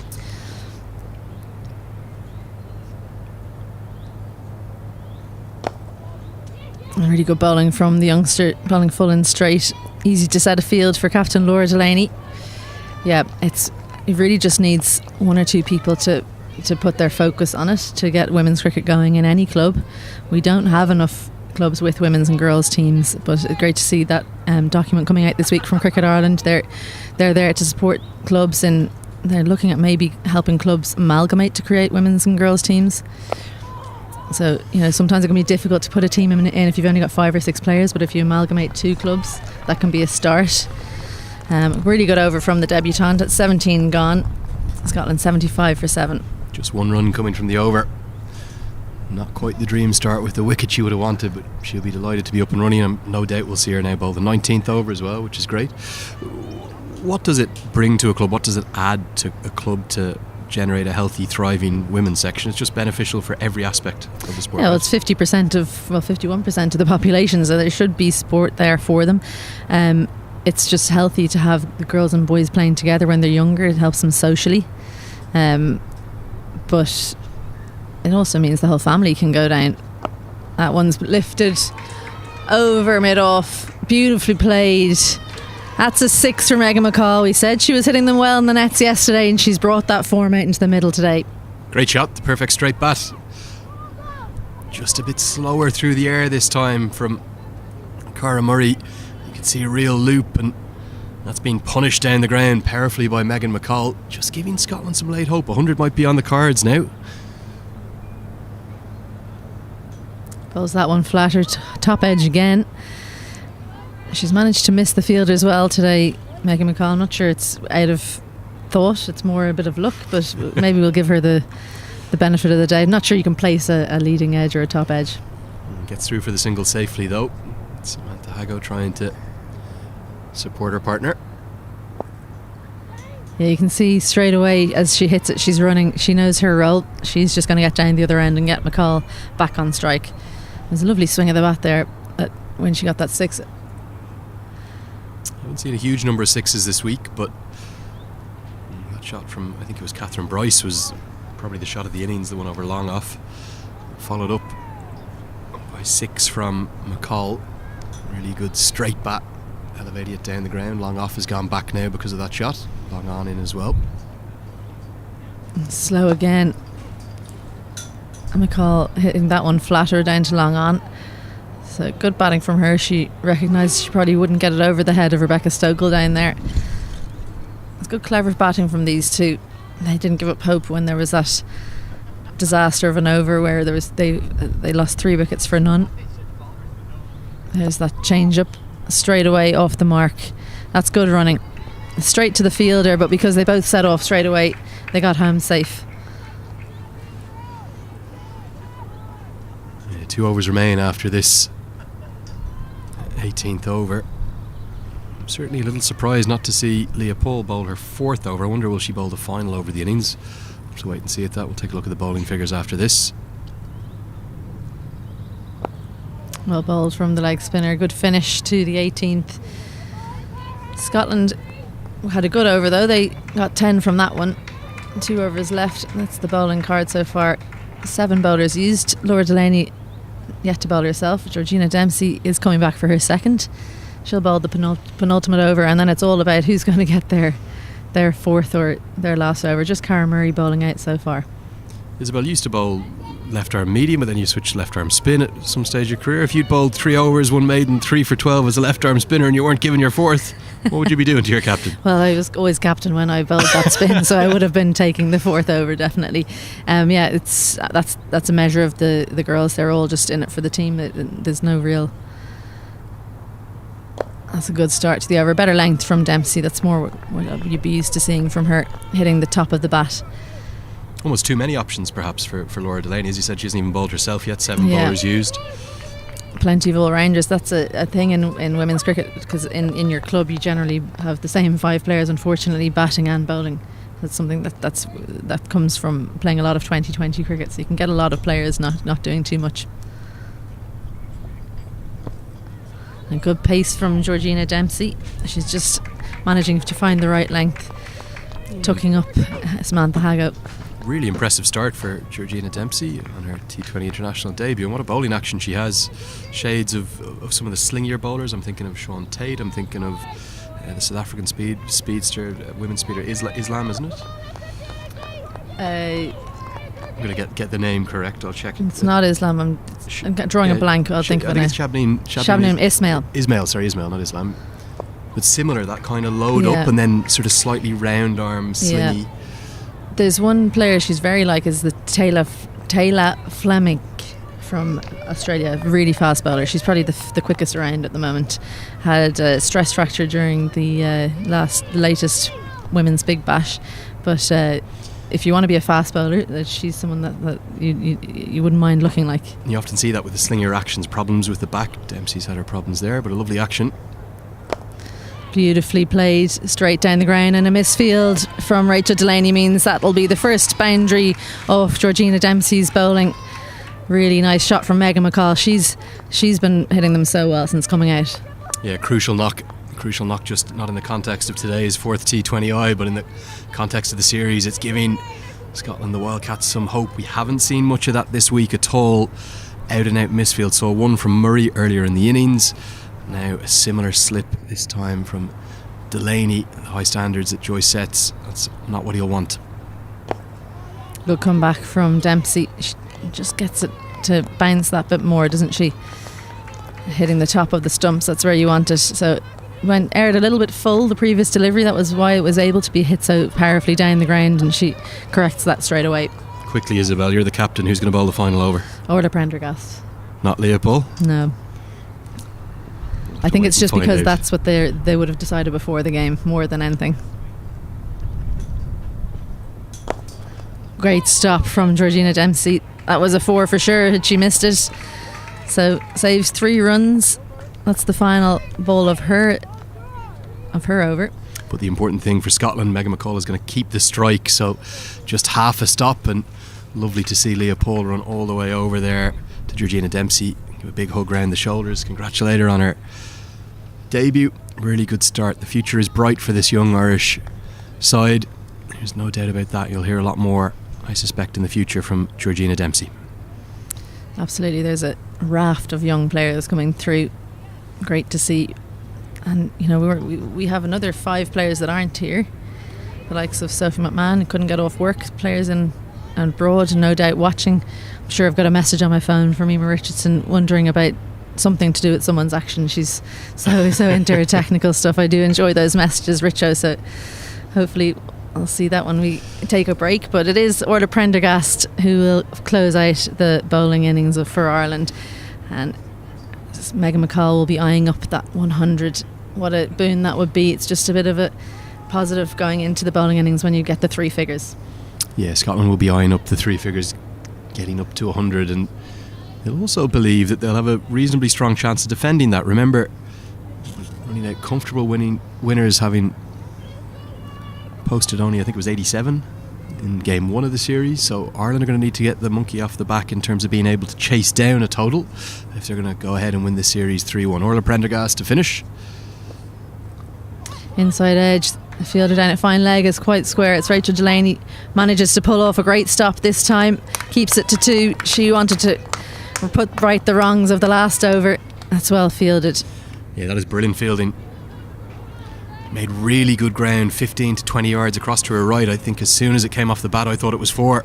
Outfield is fast, but look at how much ground she makes up. A full length dive and just inches inside the rope. That's brilliant work from Rachel Delaney. Gave away 4 in the previous over, but saves 2 runs for certain there. The extra pace of Prendergast is going to give Megan McCall opportunities to score, though. Goes over, extra cover. That's beautifully played. She doesn't have to generate the pace, remember. Orla Prendergast gives her that. That one's just trickled over the rope for a boundary. What a gem of a knock this is. It's giving Scotland a real chance in this match. Looking not just north of 100 now, but looking to add further late runs up to 97. 4 deliveries remain. That's a really good shot. I think Prendergast probably looking for the block hole, but it ends up becoming a half volley. Just a little bit of space given from McCall and smashed over the offside. That time gets a better length. Yeah, so 6 from the first 3 deliveries of this last over. If they get another 6, I think they'll be happy, considering that at the halfway mark they were 44 for 5. Yeah, it's been a good effort after that collapse that was sparked by the left arm spin of Leopold. Been a good effort to fight their way up to looks like it'll be north of 100, get up to 3 figures, 3 deliveries remaining. Again, misses the block hole, but McCall only manages to get it down to long on. So Samantha Hago has 2 deliveries to see if she can score a few boundaries. It's absolute hit and run here for Sam Hago. She's got to either try and find the rope somehow or get McCall back onto strike for the final delivery. McCall moving into the 30s. Been a real gem of a knock. Changing the field. Mid on, up into the circle. Third man goes back.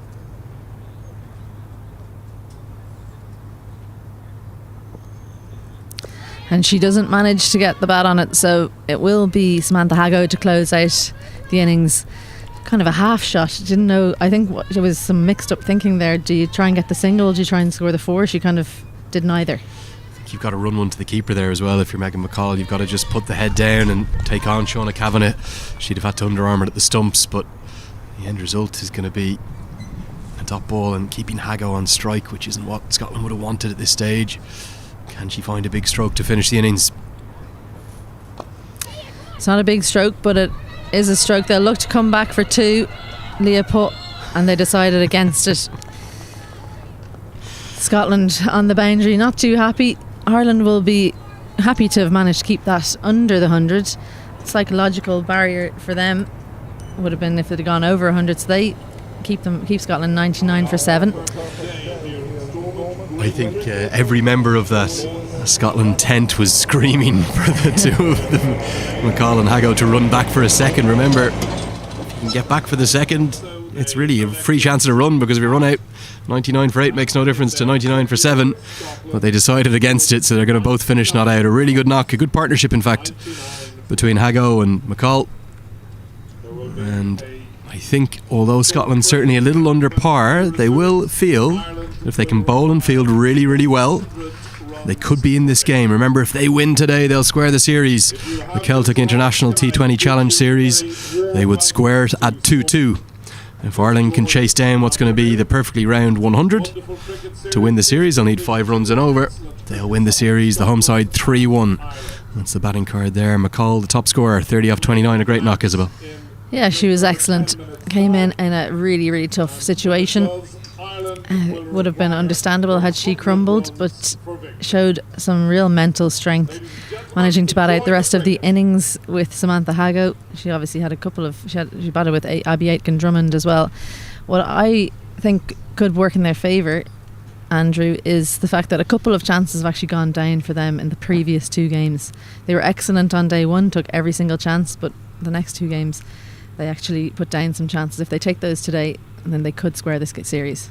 That's the bowling figures, and Orla Prendergast remarkably bowling 2 maidens in her 4-over spell, 1 for 16.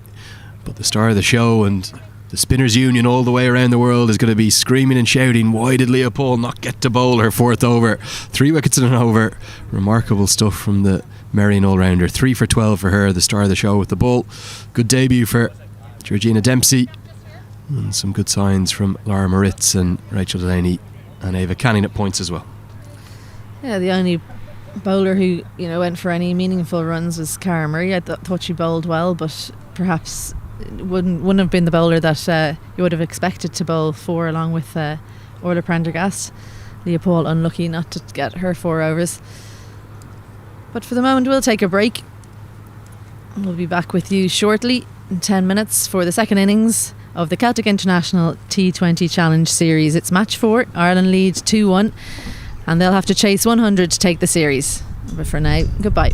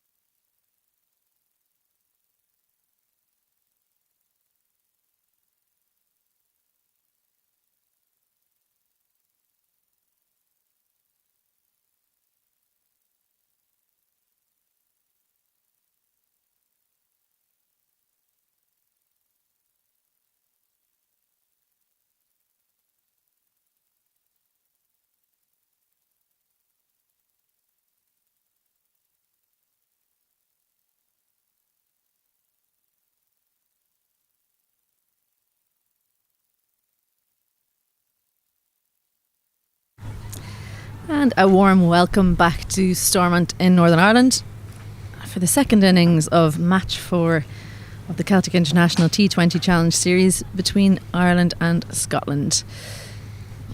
Scotland posted a target of 100. They made 99 runs, so Ireland will need to score 100 runs to chase down and take the series 3-1.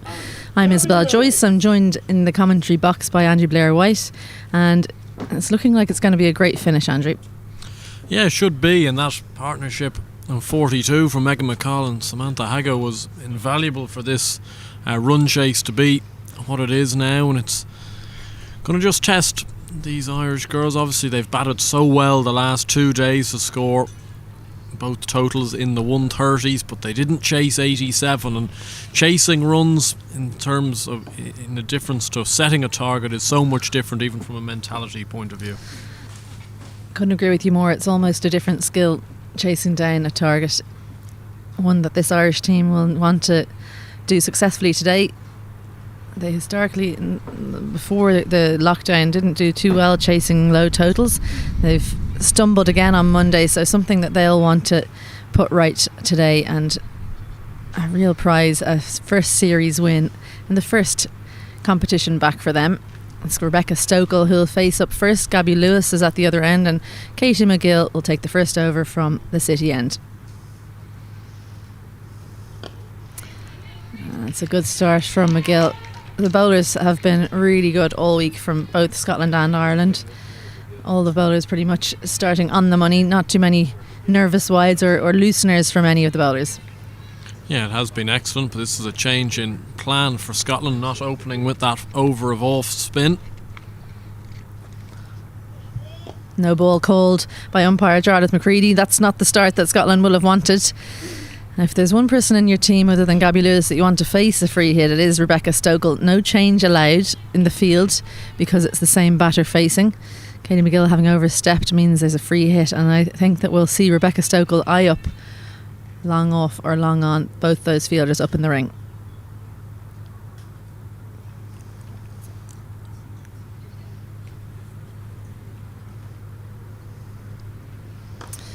She whacks that between extra cover and mid-off, goes along the ground.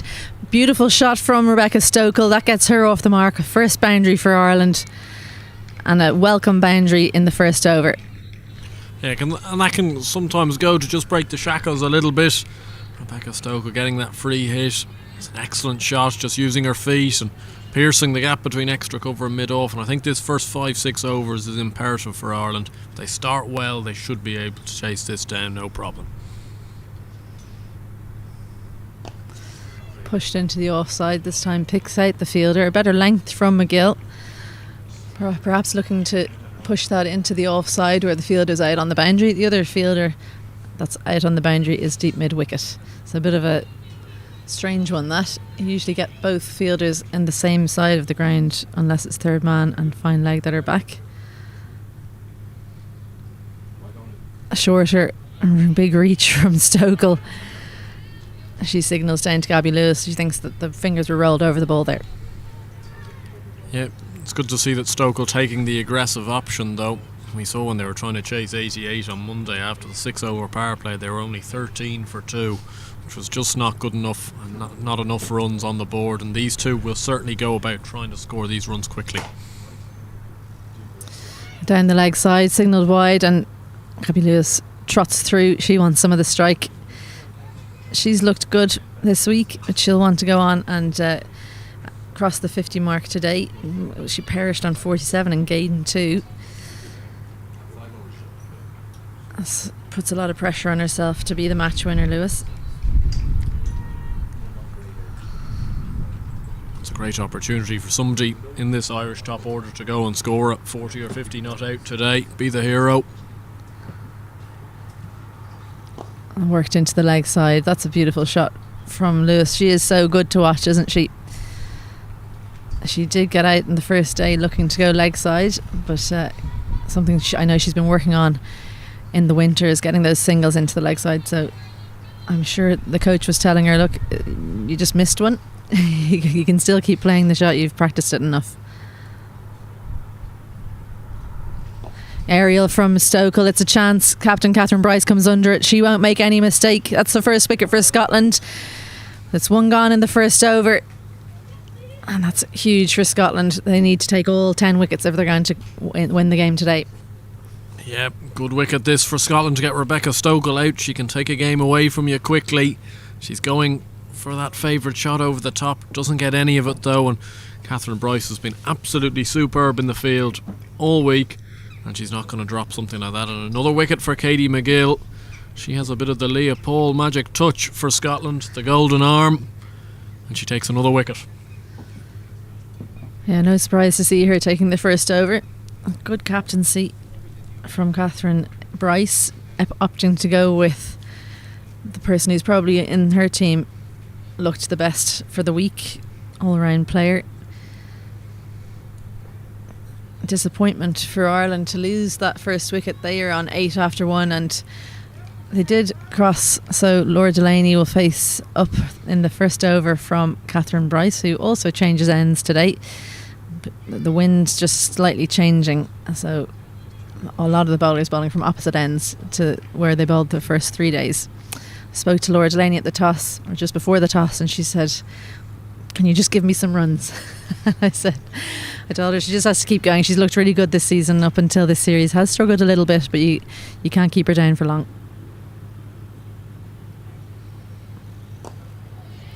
Straight on the money from Catherine Bryce. Has she impressed you with the ball so far this series, Andrew? Yeah, she has done. She's bowled very tight lines, especially with her sister Sarah up to the stumps. That sort of pace can be difficult to get away. Very tight.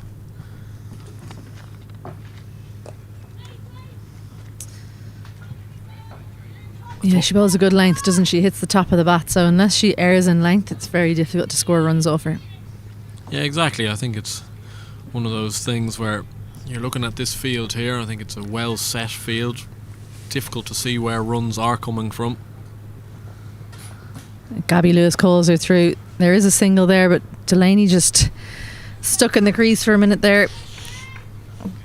Good to see that Lewis stuck to her guns, though. You could have seen another run out like we saw in the first innings. There is a gap in third man, which I think is a good option from Catherine Bryce. She's saying, if you want to take me on down there, go ahead. She does get the ball to move a huge amount into the stump, so it's a risky option.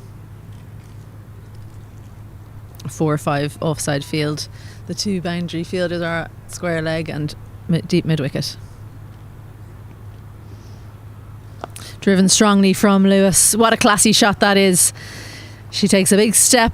What great hands. Hits that through the covers, and that's another 4 for Lewis. Yeah, excellent shot from Gabby Lewis. This Catherine Bryce potentially a little bit too full this time, maybe searching for that golden delivery, and it's a bit of width, and Gabby Lewis needs no second invitation to have a go at that, and nobody back on the offside, so once you beat the infield it's always going to be 4. Yeah, I'm surprised to see this field set, to be honest, from Catherine Bryce. She's nearly setting a field for a bad ball, having square leg and deep mid wicket out. She's bowled so well, she doesn't really need that protection. I think she'd probably be better off having another one over on the offside. Short this time and work to leg side. I'd like to see her backing her ability and having more protection on the side where she tends to bowl. Yeah, well, I think the deep square leg's a fair enough call. I'm just not sure the deep mid wicket is for a drag down delivery, which she hasn't bowled almost any of so far this week. A strong call from Delaney. Opted not to take the single that time. So second over gone. Ireland 14 for 1. Just to finish out on that field placement, I think it's there for the pickup shot when she bowls too full. But, she rarely does that. So I think she'd be better off packing the offside field than, those strong drives through the offside that Lewis and Delaney can play might be cut off. And you could even play a nice little in-out field on the offside if you did have that cover sweeper. Your point and extra cover can then be in a bit tighter, making sure that single can't be got. Katie McGill bowls short. It's pulled away by Lewis. Puts it straight of deep mid wicket, but the ball plugs. She didn't get all of it, but Delaney was in and out quickly, so turns it into a 2. Yeah, we can just see Gabby Lewis's intent here, pulling this one away over mid-wicket for 2, and she's looking to get on with things, already on to 8 from just 4 deliveries, and trying to get Ireland that big momentum in this run chase, which they've been lacking when chasing before. A bit of a change up from Katie McGill there. Gabby Lewis just sending the message down to her partner that that's in McGill's armoury. Yeah, it's one of those, there's a few different ways of chasing, isn't there? And Lewis's preferred tactic, and a good one, is to just break the back of it in the power play. And, you know, Scotland heads go down. If they can get in the 30s or 40 in the first 6 and beats the outside edge. It's good bowling from McGill. She's not going to go down without a fight. Yeah, it is good from McGill. As you say there, if you entered the 6 over power play, even scoring a run of ball and getting up to that 36 means that everyone coming in later is only needing to go at that 4 and over rate, which is very manageable in 2020 cricket. So I think it is the right option to take it on. Nicely played down the ground. They don't take on the fielder, as we've seen quite often this week. Mid off, mid on. Perhaps didn't hit it well enough. The fielder allowed to attack it. To be fair, I don't think Gabby plays any other way than just taking it on. I think she's learning it at the moment in the 50 over competition, the Arcus Super 50 series. There's that slower ball again.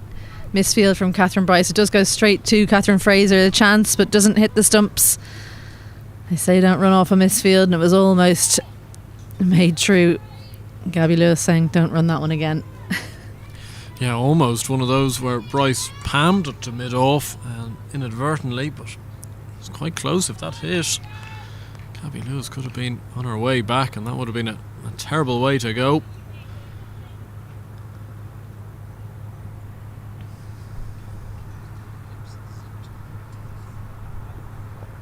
Bottom edge from Delaney, sent back by Lewis. So good over from McGill. She's bowled well so far. She's bowled 2 overs. Ireland 17 for 1. Just the 3 from it. So if you're the Scotland captain, are you going to keep people on for spells, chop and change? Which would be your preferred kind of method? Well, my preferred method is always to try and keep your good bowlers on when they're bowling well and try to take wickets. I think unfortunately, if you let Gabby Lewis get into her work here, this game could be away from you before you even think it. So it's no surprise to see Bryce continue on here. Yeah, well bowled. Good length. Even the long limbs of Gabby Lewis can't drive that. Yeah, I'd be interested to see when they bring on Abtaha Maqsood into the attack. She's looked dangerous all week with her leg breaks. Looked a bit of a strike bowler, so I'll be interested to see when Bryce turns to her. Swept by Lewis, straight to the fielder though. Bit of luck for Bryce. They're going to need a little bit of luck, you'd think. Scotland, they'll need to hold all their chances and have a little bit of luck to keep Ireland under that 100 mark. It is less than a run a ball.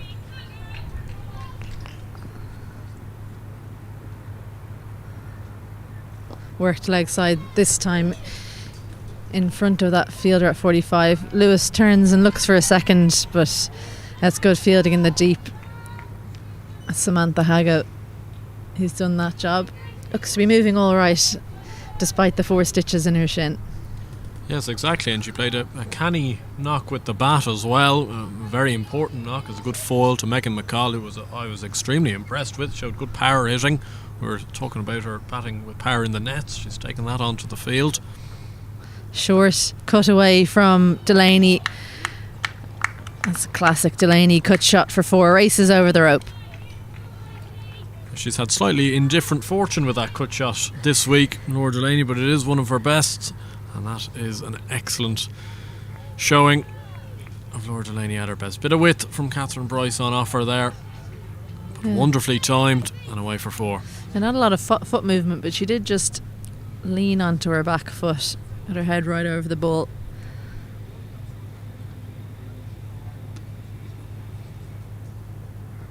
Worked leg side from Delaney. think our call for deep mid-wicket to come across the offside is still a good one. She's yet to be involved in the game, and they could do with a bit more protection on the offside. Yeah, especially considering she seems to be bowling that kind of 5th, 6th stump line really overall, with even a little bit of width on offer. You'd have thought it was more of a wise call. Slower ball swept by Lewis Shout, but Riley Black moving off to the side doesn't look too interested. Good change up from Catherine Bryce to close out the 4th. 6 from it for Ireland. It's 23 for 1. I've seen a couple of bowlers warming up, and one of them is that leg spinner Abtaha Maksud, so I think she'll be coming on soon. The other one is Megan McCall. I think she could be bowling this over from the City end. She bowled well yesterday as well. First bowl that she had was yesterday. Took 2 wickets, had one expensive over. That meant that she didn't get kept on. But batted well today, and sometimes when one half of your game is going well, the other half goes well as well. Yeah, exactly. I thought she was very good with the ball in hand. Another one of these skiddy medium pacers. Keep her up to the stumps. Got a bit of joy yesterday, and as you say, usually when you bat well, you've a bit of spring in your step.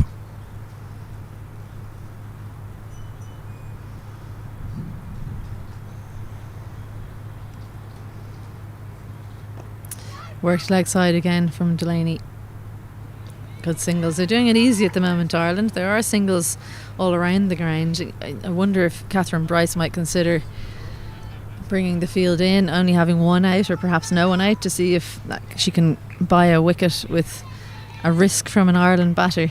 At the moment, they're finding it a little bit too easy.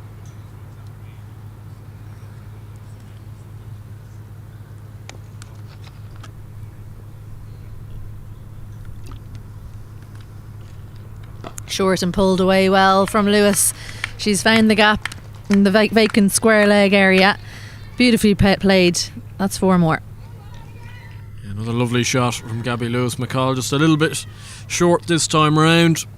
Nobody out at that deep square leg either. As you can see from the replay, it's a good shot from Gabby Lewis, though, picking up length very quickly, pulling that one away for a boundary. And I think Scotland are just struggling to build pressure. That bowling's been a little bit two sides to the wicket, and not sure really what the plan is here. Deep mid-wicket and long off being the 2 fielders back. Outside the off stump that time, Catherine Bryce comes around a little bit untidy. Doesn't manage to pick that up clean, so Lewis gets a single. Always good to get a boundary and then a single. The field does confuse me a little bit. It's almost a case of putting the fielders where you think the batters are strong rather than where you're going to bowl the ball, which is always a mistake. Yeah, you must put the field where you're intending to bowl it. Cut again from Delaney. They do have cover out for her. It's nearly setting a field from a place of fear rather than confidence. Yeah, but there's been a lack of consistency just in this first 4.5 overs from the Scottish bowlers, though. It's been a bit short at times, then a bit overly full. You could really do with a bit of consistency to the bowling, and then you can probably set fields accordingly. Nicely played from Lewis. Gets that through the field, opts for the placement rather than the power. And what an option that is. Another boundary to the YM batter. Yeah, excellent again from Gabby Lewis, this time just leaning into this. Didn't hit it overly hard, but the timing was there. Wasn't a bad ball by any means from Megan McCall, but finding that gap between point and cover. She moves on to 19 already and doing a brilliant job for her side here.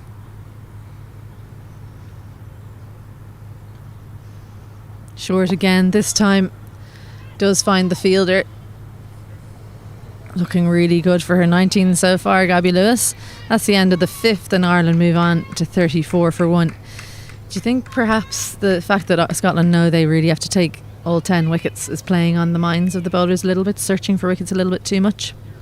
Yeah, a little bit, I suspect. Trying to bowl that magic delivery, sometimes you can fall into the trap there and you can end up then straying onto the leg side, potentially trying to bowl that, especially for the likes of a Catherine Bryce who's bringing it back into the right-hander, that you're trying to strain almost too much. Then you overcompensate, you bowl it a little bit wider, and it just has lacked consistency. But we're seeing Abta Maksud come into the attack for the first time today from the Dundonald end today.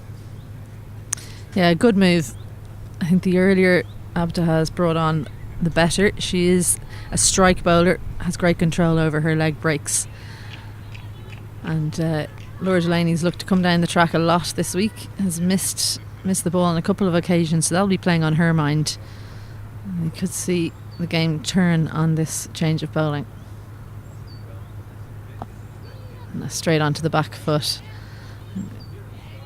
Good to see that Delaney's not just immediately dancing down the track. Yeah, good option from Laura Delaney. Just take the single when you can get it and get Gabby Lewis back on strike. They've actually done the brunt of the hard work here to have scored 35 after 5 overs. The required run rate down to just under 4.5 and over now. It kind of doesn't even need to be that many risks taken. No, but Gabby Lewis does only know one way in T20 cricket. Slower from Maksud. Nicely played from Gabby Lewis. That's smart cricket from her. Just changing up, going from gear 4 to gear 3. It's something that she's possibly learning as she gets a little bit older. I think probably to develop her game that little bit further, trying to get those bigger scores, something like that will be required. Again on the back foot for Delaney. This is really how they should be playing. Scotland's premier bowler, happy to take singles off her, not too worried about scoring boundaries.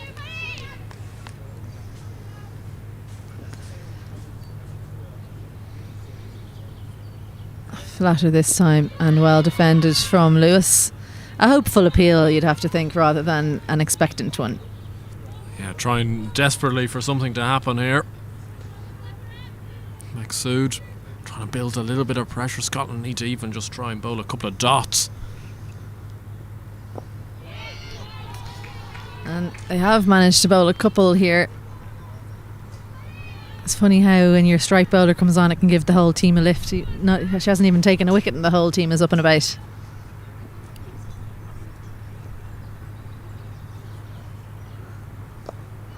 Good batting from Lewis. Soft hands. An easy single. Just something that they've been missing a little bit, Ireland.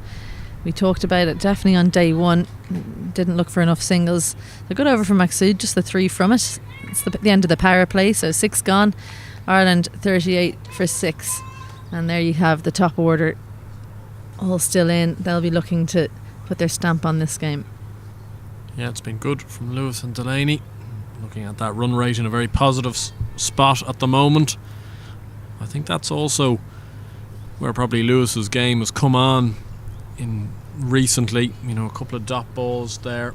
Probably in the past she may have gone for a big shot. Instead it's taken the single option, just soft hand, and it's very sensible cricket. And now she's back on strike with Catherine Fraser coming into the attack for the first time today, and I'm sure Scotland are looking to try and build a little bit of pressure. Spin at both ends.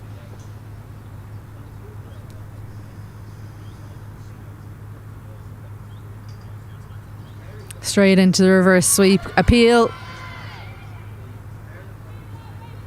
I think they were looking for a cut behind, but Gabby Lewis hit the wicket rather than the ball, so she would have been a bit disappointed had umpire Charlotte McCready given her out, but he's such a good umpire, so he made sure he made the right decision. Full this time from Fraser, and beautifully played down the ground from Gabby Lewis. I did wonder if she'd go straight to the reverse sweep. There is no short third man. They've opted for a 45 instead in the ring. So just the forefield is on the offside. Cover out and mid off up. So that might be an area that Laura Delaney targets.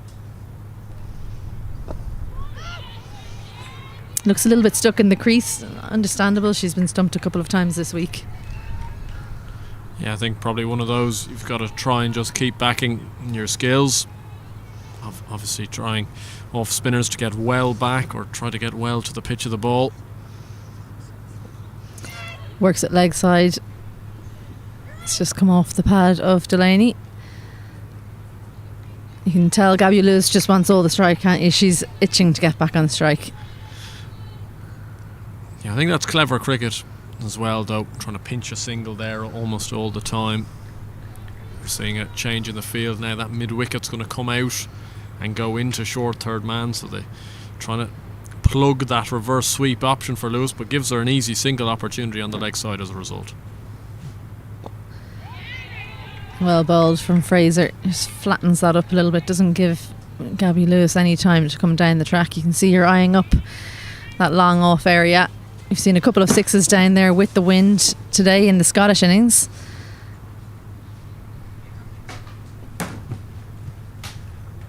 Goes on the sweep, gets it fine, and Abby Aitken Drummond does good work there. Good decision not to run that one from Ireland. That's the end of the 7th. 6 from it for the Irish batters. They move to 40 for 7 and 40 off 7, apologies. And for now, myself and Andrew Blair White will bid you adieu and hand you over to Andrew Leonard, who's got a special guest.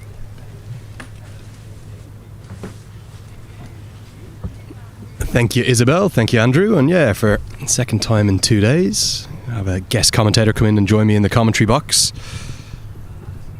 Not a former Olympian gold medal winner this time. Sorry to disappoint everyone, but delighted to have you anyway. We've got the Cricket Scotland Chief Executive, Gus Mackay, and enjoying the radiant sunshine. No, it's brilliant, and thank you for your time, and just great to be here. And I think I got ousted yesterday. Yeah, not a bad one to be ousted for, though. A gold medal winner. Yeah. And she was quite simply a delight. Gus, you've been in role for about 18 months, probably maybe a little longer, coming on 2 years now. Been about the most remarkable 18 months the world has ever lived through. How have you been coping with it all? Yeah, it's been an interesting time, and it's it'll be 2 years in October, and I think in my first 18 months I've only seen one day's cricket other than coming over here for this, so it's been challenging, and I think just to get cricket going with the men last week in the Netherlands and the women here in Ireland has been very rewarding, but has had its challenges, as you can imagine. Yeah, no doubt about that. The weather so often the evil forces we have to battle here in Ireland and in Scotland in particular wreaking havoc, but it's been COVID and it's a whole new world, not just for cricket but for associate cricket in particular. There's been a real dearth of fixtures. Yeah, there has, and our women haven't played since August 2019 and the men since December 2019. I'll just cut you off there, Gus, because that's a glorious shot from Gabby Lewis down the track, flighted delivery from Maksud, and Lewis showing all her skills to come down the track, get to the pitch of the ball. You can see a really good shot here. Nicely bowled, tossed up by Maksud, but Lewis fit to the task. Yeah, so this series has it's its third attempt at it. Twice attempted during COVID, both times not possible due to, I think once was the Scottish Government regulations, and the second time the spiking of cases in all three countries, making it too difficult. Yeah, and this is the third attempt and third time lucky, and I think we've learned since the first attempt back in November, and we're all learning about the virus and what can and can't be done, and it's just great to be out here and see what Ireland have done to make this happen, and it proves that we can do it, but it has had its challenges along the way. Yeah, no doubt about that. The first games at over 600 days. In fact, the first international cricket of any kind on this island of Ireland in over 600 days. The last matches back in September 2019, and before that, for the women, the last games in Scotland were that qualifier. That's a glorious cover drive. Really impressive stuff from Gabby Lewis today, showing why she's touted by many as a star of the future. The perfect cover drive all the way along the ground for 4. Just take a quick look at the replay.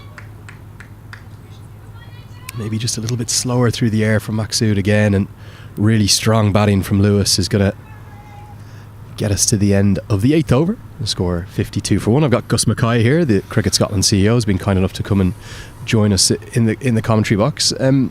The women's game is a real focus for not just Cricket Scotland, Cricket Ireland as well. Is that fair to say? Yeah, it is. And I think just women's sport in general is profile has raised across a number of sports, but particularly cricket in the last couple of years is very much an area that we want to develop and continue to develop, because it's important, part of our overall strategy. And we're taking a view that this is a long-term plan by bringing in a full-time head coach in Mark Coles in the last couple of months. So we're taking the women's game and the girls' game very seriously. Yeah, he's come in to replace Steve Knox. It was Steve Knox Yeah. who was doing the role part-time. Alongside the German men's head coach role. Correct.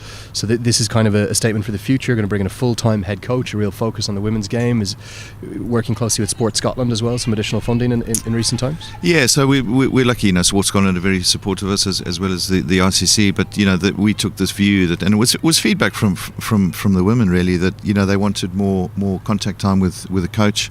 And one of the things that we've done is that all of our coaching staff now work across both men's and women's in the high performance. So Mark is supported with other coaches, and it's a project, and an exciting project as well. Women will have the European T20 qualifier later in the summer. Huge disappointment. I think again it was before you were in place, missing out to the Netherlands in the women's game, which meant that the Netherlands would go on to the main 50 over World Cup qualifier in Sri Lanka later in the year.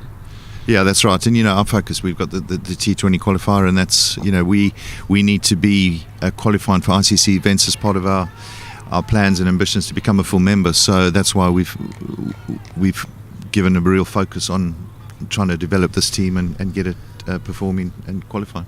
And that qualifier is going to be later in the summer, actually hosted in Scotland, the 26th to the 30th of August. 6 sides coming in. Delaney comes down the track, works into the leg side.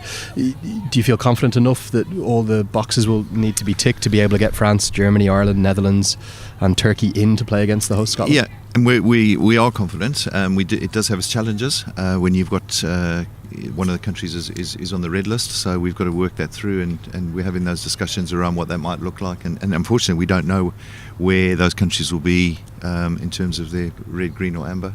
So every day is a challenge. Every day we're trying to come up with plans. So that is the plan, but things, as we know, might change.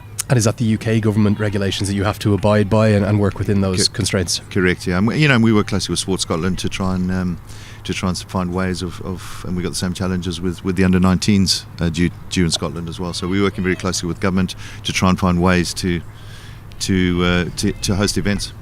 Let's talk a little bit about the bigger picture. Ireland and Scotland, not just Celtic cousins, but share such a great cricketing history together. So often on this very similar trajectory through history, and then just in recent years, perhaps Ireland pulling away a little bit with Test status and the like. Is that something that you're looking to follow, and is that the ambition for Scotland as well? Yeah, very much. That's our ambition, and our strategy is to become a full member. And what that looks like and when that happens is probably sort of just been put on a little bit of pause at the moment with what's happening with COVID, because some of that criteria is around results and beating full members. So we've just got to just reset and have a look at what we need to do over the next couple of years to achieve that. Going to have a change in bowling. We'll see Samantha Hago come in with some right arm medium pace from the Dundonald end. It's 9 overs gone, the score 56 for 1. Ireland women requiring about 4 and over to try and close out this series with a 3-1 win, having lost the first of the 3 matches that have been completed so far. This is the 4th and final match in the series. Been a fantastic week of cricket played now in sunshine. To close it out, Gabby Lewis so strong in the pull shot and a misfield. That's Ellen Watson into the team today. She's got down in the traditional long barrier, and Samantha Hago is giving her the full double teapot. Gus, you were a fast bowler yourself. Did you ever get the double teapot out? I did many a time, and it is quite frustrating when you bowl a ball that's probably not quite right, and then it's a misfield. But that's all part of the game, I suppose. The general standard of fielding on show in particular has been very good. Some of the bowling good as well. The batting's been a little mixed at points this week. Yeah, and certainly, talking to Mark Coles, I think, there's a disappointment in the team. Just we haven't quite got our batting together. And that's probably just having not played and been in. So these games is, hopefully we take a lot of positives that we can build on. There is a big focus on our fielding. We had Chris Taylor come in, who's England fielding coach, a couple of weeks ago to help the girls. And hopefully that's going to be an area that we can control and get better at. Spoke a little bit about the importance of the ICC and Sport Scotland to you. What about the ECB? Are you still working closely with your partners south of the border? We've seen historically Scotland sides play in the men's and women's in various county events, but this women's side, 3 players drafted into the 100. Do you see a close partnership with ECB continuing? Yeah, we do. We work very closely with ECB, and in a number of ways. Obviously, our A side, women's A side, playing in the T20 competition that's just been completed the last few weeks. We are in discussions about how we could get some more men's games in one of their domestics. But just generally, we also work closely because we're trying to, sort of before COVID hit us, we would pick up teams that were touring England. We were due to host New Zealand and Australia last year, and unfortunately that got cancelled. So, we try and capture those teams as they come through. But unfortunately, at the moment, that's difficult because they all come in and have to go straight into bubbles and quarantine at the moment. So.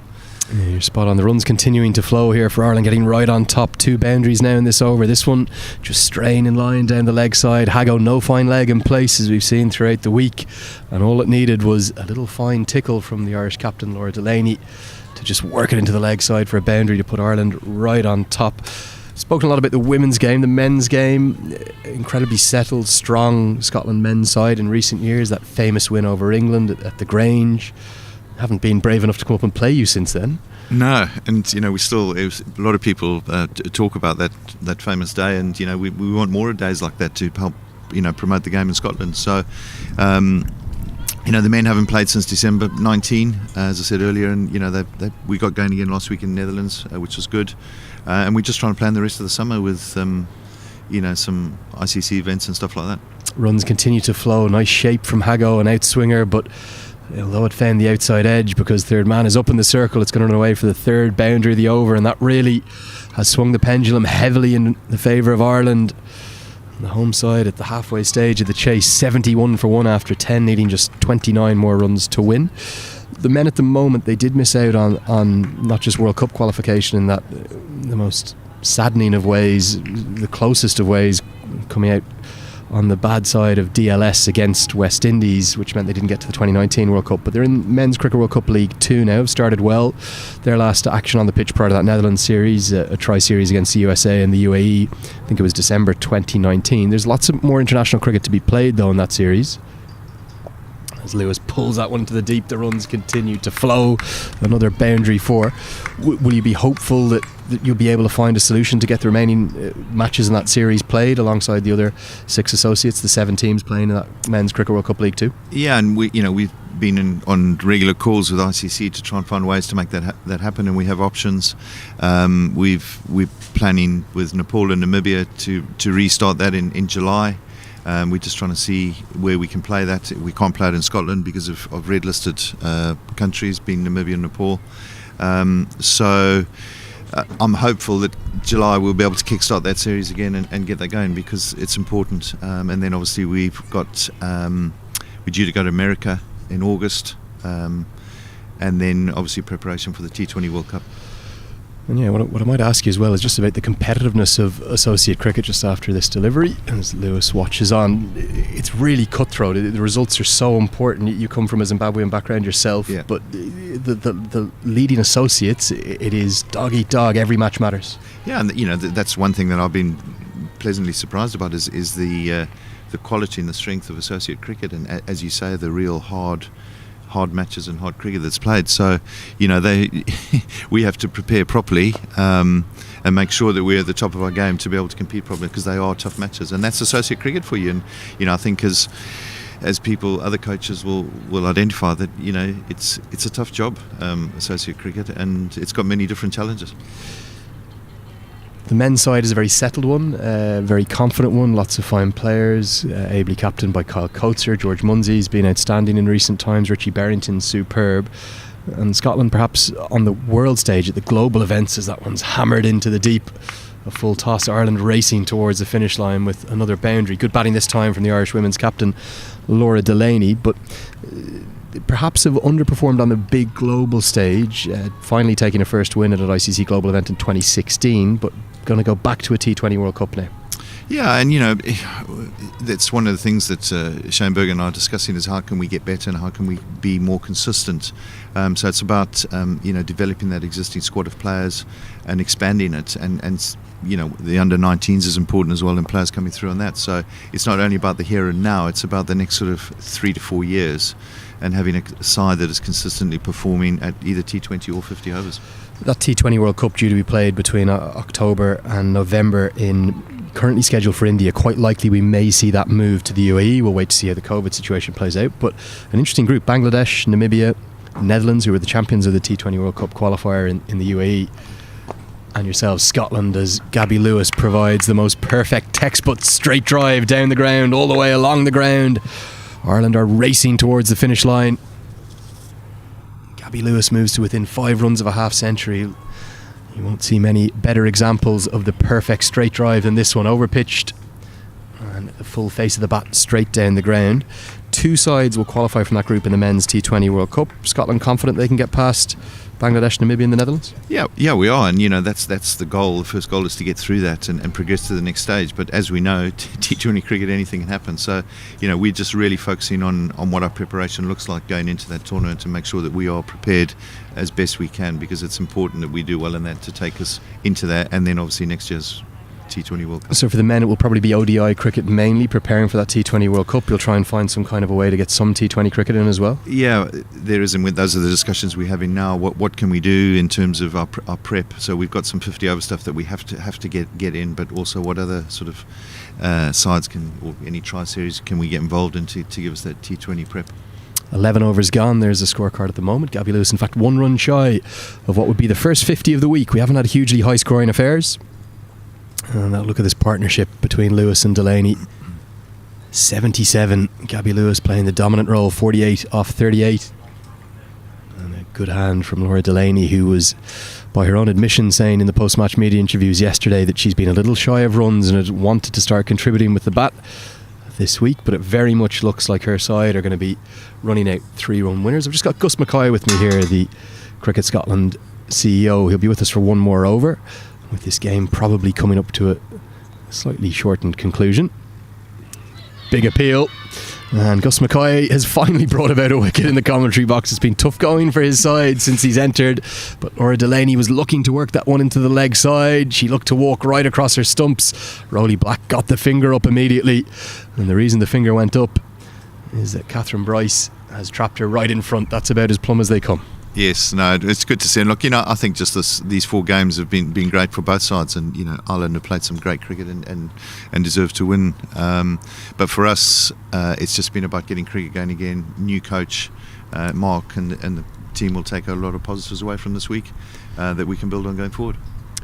Talk to us a little bit about your relationship with Cricket Ireland. Warren Dootram, the CEO, and Richard Holsworth, they're guys you'll be looking to work closely with into the future.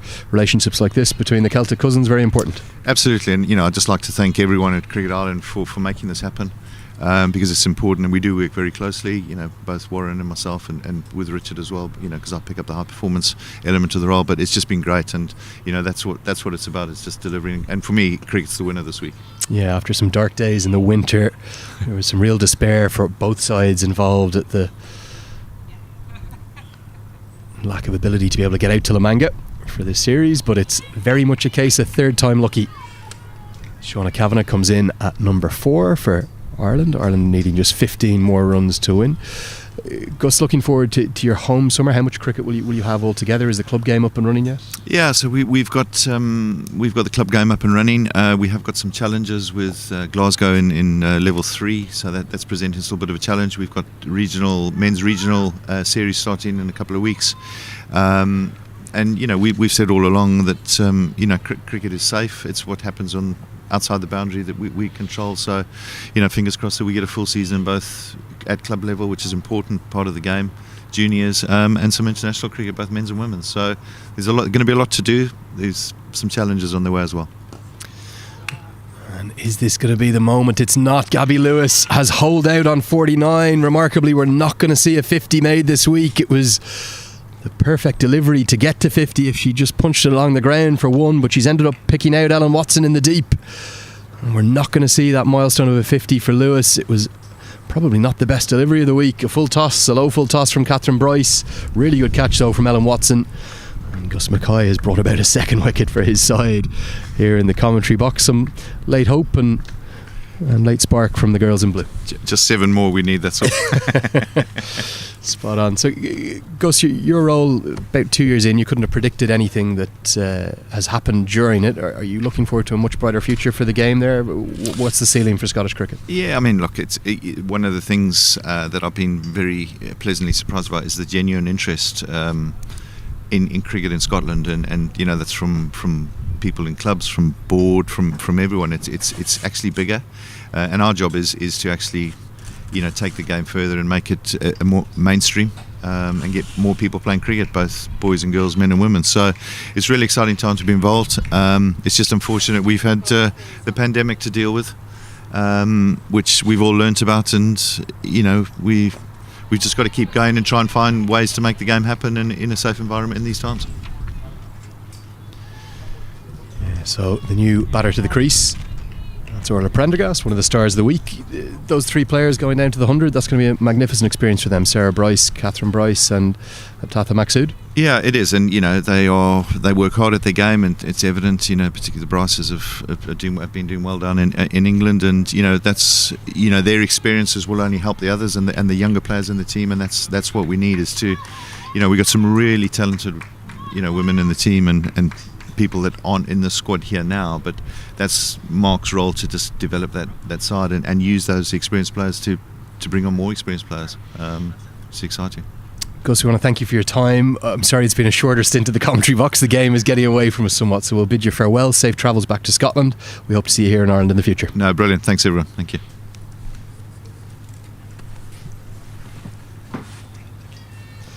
So that was Gus Mackay, the Cricket Scotland CEO. Fantastic to have his thoughts and what has been, I think it's fair to say, an incredibly difficult start to his tenure as Cricket Scotland CEO.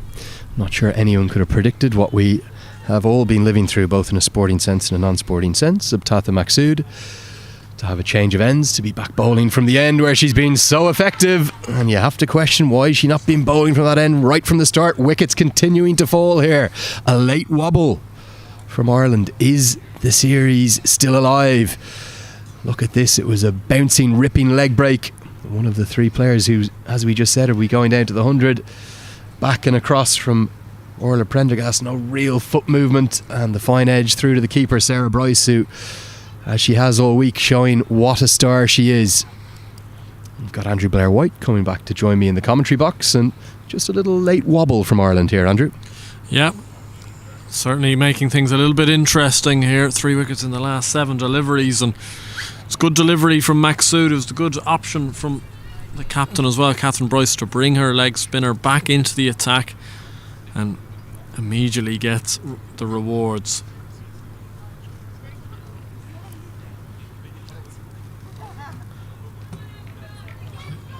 It sees Lara Moritz come to the crease here, and I suspect around an over ago she wouldn't have expected to have needed to bat. No, mad scramble to get the pads on, no doubt, and the shout from the Scottish camp on the side is and again, can they find a way back into this match? We could have late drama in Stormont.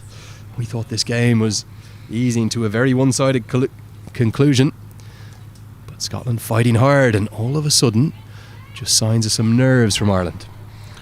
Yeah, a little bit of nervy running there. Good fielding from Hago, a backward point, making sure no easy singles got, and suddenly Scotland are sensing that there may be something left. And all of a sudden Tatha Maksud has it on a drawstring, and I just don't understand why she was brought into the attack from the Dundonald end of the ground initially.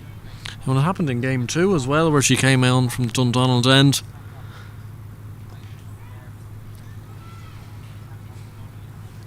Moritz gets away with just a little punch into the offside. Yeah, good cricket from Moritz. Shown herself off to be more than useful with the bat. This week has worked very hard on her batting in recent years.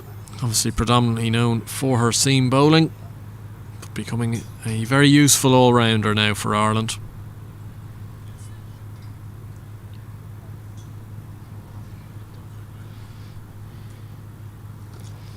Just a drag down from Maksud, and a really good cut shot from Kavanagh is going to quell any of those wobbles and worries that were coming from the Irish camp, but it's right out towards the Irish camp. The boundary's hit and the claps come in. It was 3 wickets and 7 deliveries they lost, but that boundary from Kavanagh just settles the nerves.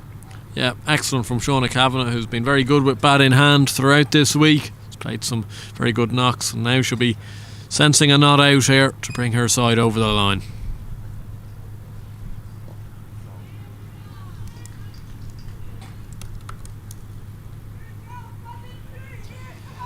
So So 13 overs gone, 91 for 4. Ireland women are 9 runs shy of chasing down this total and taking with it the Celtic International T20 Challenge Series. It's been a wonderful week of cricket.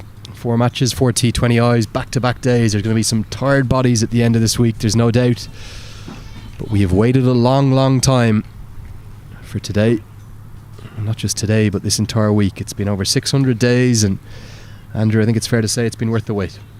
100%. It's been fantastic weather up here in Stormont, obviously common sense prevailing, using that reserve day on Tuesday, and we've gotten 4 beautiful days in a row. Just down the leg side, going to be signalled wide by Rolly Black. Yeah, the biggest crowd of the week, enjoying the sunshine, and let's hope that that's what we have set ahead. A big summer of cricket in Ireland and overseas for the Irish men's and women's sides. Just a little fumble in a misfield. They're going to get through for 1. Yeah, good pressure being put on the fielders by Moritz there, looking for that single. And just to scamper through. And just 7 runs required now for Ireland to bring up what would be a real morale-boosting series victory.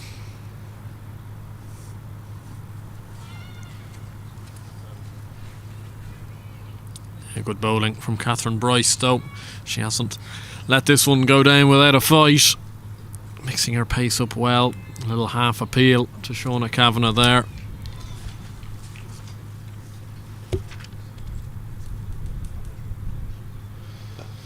Watchful. Yeah, Catherine Bryce, one of the stars of the show this week.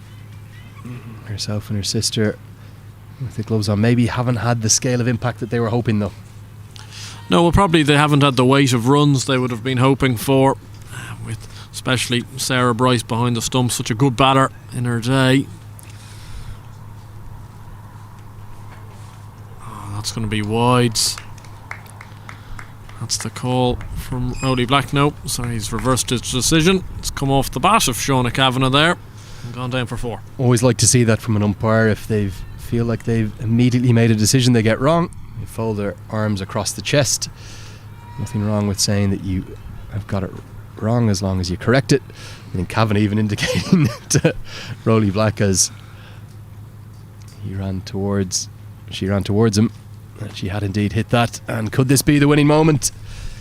It's come off the outside edge, and that is going to be that. Ireland women are going to take the match today, and with it they're going to take the series. Running out 3-1 winners. Really impressive stuff. And from the girls in green, the way they've bounced back, it won't be the shot that they'll want to remember. Coming off an outside edge, it would have gone straight to first slip, but no slip in place, and any of those late worries with the 3 quick wickets falling in the chase have been put to bed by Shauna Kavanagh and Laura Moritz. Kavanagh's had a really good week with the gloves and with the bat, coming into her own in the Irish middle order, and quite fitting that she's the one that's hit the winning runs. Yeah, exactly. Taking on more of a leadership role now within this side. She's played an awful lot of cricket and has been promoted up to number 4 as a result, and has played some fantastic innings and also been very good with the gloves in hand, and a thoroughly deserved series victory in the end for Ireland. They'd have been disappointed with Monday, but the last 3 days have been absolutely excellent from them, and plenty of positives to have gained. Who have just arrived here in Stormont, and I bid you a very great respect, warm respect between the two sides. We heard Gus Mackay speak about the importance of this relationship between Cricket Ireland and Cricket Scotland. The Celtic neighbours, just a short ferry ride over from Scotland to Northern Ireland. We thank you all very much indeed for your And I think both sides, after 2 aborted attempts during the winter trying to get down to La Manga to get a return to international cricket, it's instead been in the sunny climes of Stormont here in Northern Ireland. Maybe not quite at the same temperature as it would have been down in Spain, but it's been a glorious week. It's been really, really good cricket on show, and for me, critically, Andrew, the cricket's got better and better throughout the week, and Ireland in particular have shown great improvement. Yeah, I think on Monday there was a bit of ring rustiness from everybody, really, both the Scottish and Irish teams. We've seen this Irish team really begin to blossom throughout the week. Players such as Orla Prendergast, Shauna Kavanagh, Gabby Lewis, now becoming the senior guard within this side and have taken that mantle up brilliantly. And this series win will do plenty for Ed Joyce's coach, all of his backroom team. and the girls themselves. An awful lot of positives to take, and winning a series so early on this return to international cricket for them can only be seen as an extreme positive, and a little bit of a monkey off the back chasing down 100 today. As we have a look at the Scottish women's scorecard today, very good innings from Megan McCall at the end there, 30 not out just from 29 deliveries. Catherine Bryce got into the 20s, but unfortunately they weren't able to probably build around somebody big in that innings. No, Megan McCall was really the only thing that gave Scotland any hope, but the Irish bowlers, what a week it's been for Leah Paul, the leading wicket taker with 9 wickets, 2 clear at the top of the table. You can see the sides gathering for the post-match presentation, but that was the chase. It was all about Gabby Lewis. She made it look very easy, looked at her fluent best, a couple of really pleasing drives straight down the ground, some aggressive attacking pull strokes as well, 49 off 40 deliveries for her, and good to see Laura Delaney back in the runs for Ireland as well. Yeah, she looked much more like herself the last 2 days. Laura Delaney getting back into a bit of groove, having looked a little bit sticky for the first few games. Scottish women, they tried hard with the ball. Again, wickets for Bryce and a wicket for Maxud, who's been impressive throughout the week. Yeah, Maxud's leg breaks are something that Scotland will take from this week, no doubt. And although they've gone down to a 3-1 defeat, some promising signs for them as well, and you can see both sides gathering with the social distancing, this entire series being played within the bubble, of course. And I think a special note from us, all the commentary team and everyone involved in our production, of thanks to everyone involved with both Cricket Ireland and Cricket Scotland for making this series possible. It has not been easy, having to bring the players into the bubble, regular testing. We haven't been able to have really any contact with them outside of a socially distanced interview with the player of the match, but it's a needs must, and it's been really good to get cricket back on the island of Ireland, international cricket. Yeah, it's been an absolute privilege to be here, Andrew, with yourself, with Isabel, with Alan Lewis on Monday as well. It's just a pleasure to be at these games, being able to call them and see such good cricket, and see, most importantly, international cricket back. Yeah, international cricket back on the island of Ireland, and for all the Irish fans watching on from all around the world, plenty of expats watching on as well, they are going to be delighted with the fact that Irish women have taken the series 3-1, this Celtic International T20 Challenge Series, bouncing back an 11-run defeat in Game 1. A devastating loss really, and you'd have to question whether or not there were going to be some scars from that defeat, but Ed Joyce and his coaching staff, Glenn Quirrell, Jay the analyst, Beth the manager, they've done a phenomenal job at getting their team back into a good mindset. Dominant win in Game 2, winning by 61 runs. Gabby Lewis, the player of the match that day, for 47. She might be in the mix for the player of the match today. We'll have to wait and see. Game 3 yesterday, running out by 41 run winners. Orla Prendergast, the player of the match there. A really sharp spell of fast bowling and a career best for Shauna Kavanagh with 37. And today, even though Ireland were chasing, they managed to get the job done, running out 6 wickets winners. The score of 99 for 7 from Scotland was never really going to be enough. And with that, we will get over for the post-series presentation. Ireland the champions, 3-1. Let's find out who's going to be the player of the match and the player of the series. Let's go over to Isabel Joyce. Post-match presentation of the Celtic International T20 Challenge Series between Ireland and Scotland women.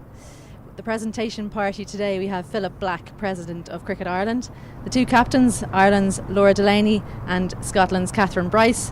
But before we move on to the player of the series and speak to those 3 people, on to today's match. Notable performers: Leah Paul with her 3 wickets in 1 remarkable over. Megan McCall made 30 runs, but the player of the match for her 49 is Gabby Lewis.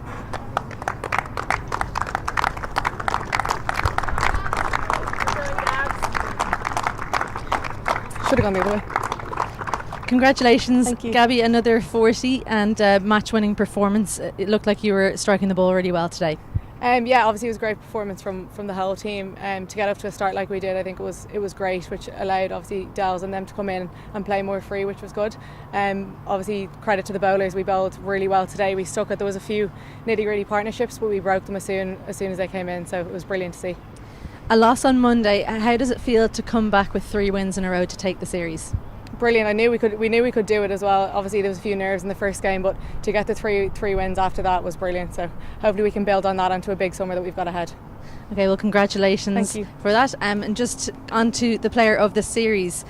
Didn't get a ball on day 1, but performed so well in games 2, 3 and 4 for her 9 wickets at 4.44. The player of the series is Leah Paul.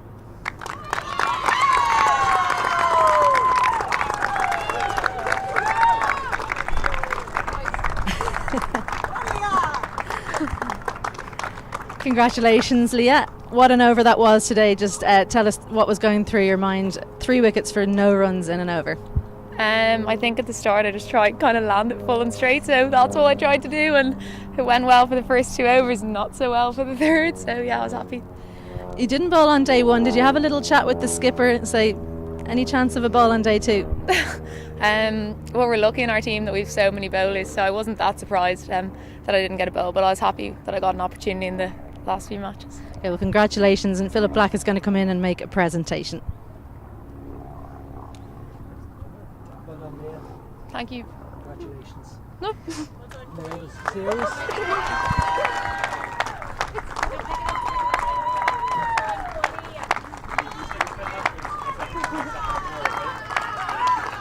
Simply a very popular winner.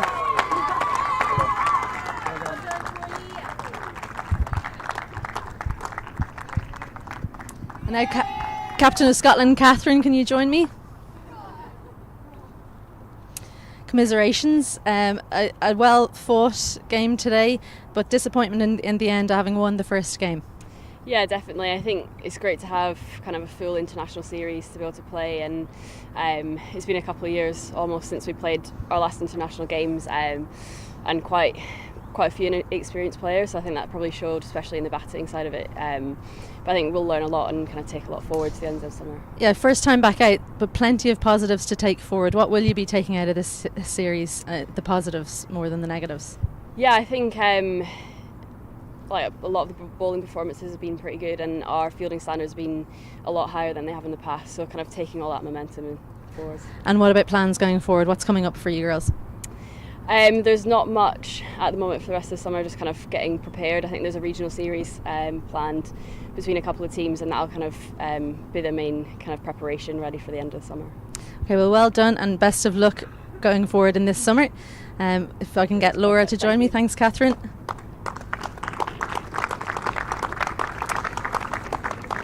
First of all, congratulations, Laura, a series win and the first time back out in the park. It must feel great. Yeah, I think we're all delighted, and I suppose firstly a big thank you to Cricket Ireland and Cricket Scotland and all those involved in organising the series along with the streaming. I think it's been brilliant for us to get back out there and just to be back as a group, and then to come back from 1-0 down I think is really pleasing. This group has so much potential. Our management have put so much time and effort into us as a group over the last 18 months, so to start to see the fruits of that is really exciting. Yeah, I mean, something that's been mentioned a lot online and around the ground is just how polished a unit you look with the ball in hand and in the field. Was that a focus over the winter? Yeah, absolutely. I think our S&C, our head coach Ed and Glenn have put so much time and effort into making us as athletic as possible, and that's definitely shown, and it's something that we're going to make sure that we keep building on over the next, I suppose, few weeks as we head into a few more series. A well-deserved series victory. Ireland winning by 6 wickets in match 4, and we'll call on Philip Black, President of Ireland, Cricket Ireland, again for the presentation. Thank you. Congratulations. Thank you. Day 1, I wasn't so sure. Well done. Yeah, we came back well. Thank you. Thank you. Yeah.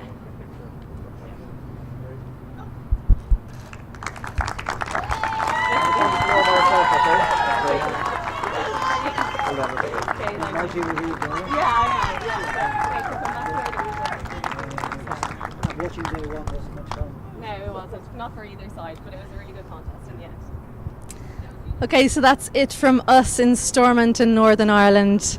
Ireland have won the series 3-1, the Celtic International T20 Challenge Series. From myself, Isabel Joyce, my co-commentators Andrew Leonard and Andrew Blair White, everyone at HBB Studios and Cricket Ireland, we thank you very much for joining us. We hope you'll join us again on Sunday for the Arcus Super 50 Cup between Scorches and Typhoons. That game will begin at 10:45. Do join us then. Until then, good afternoon.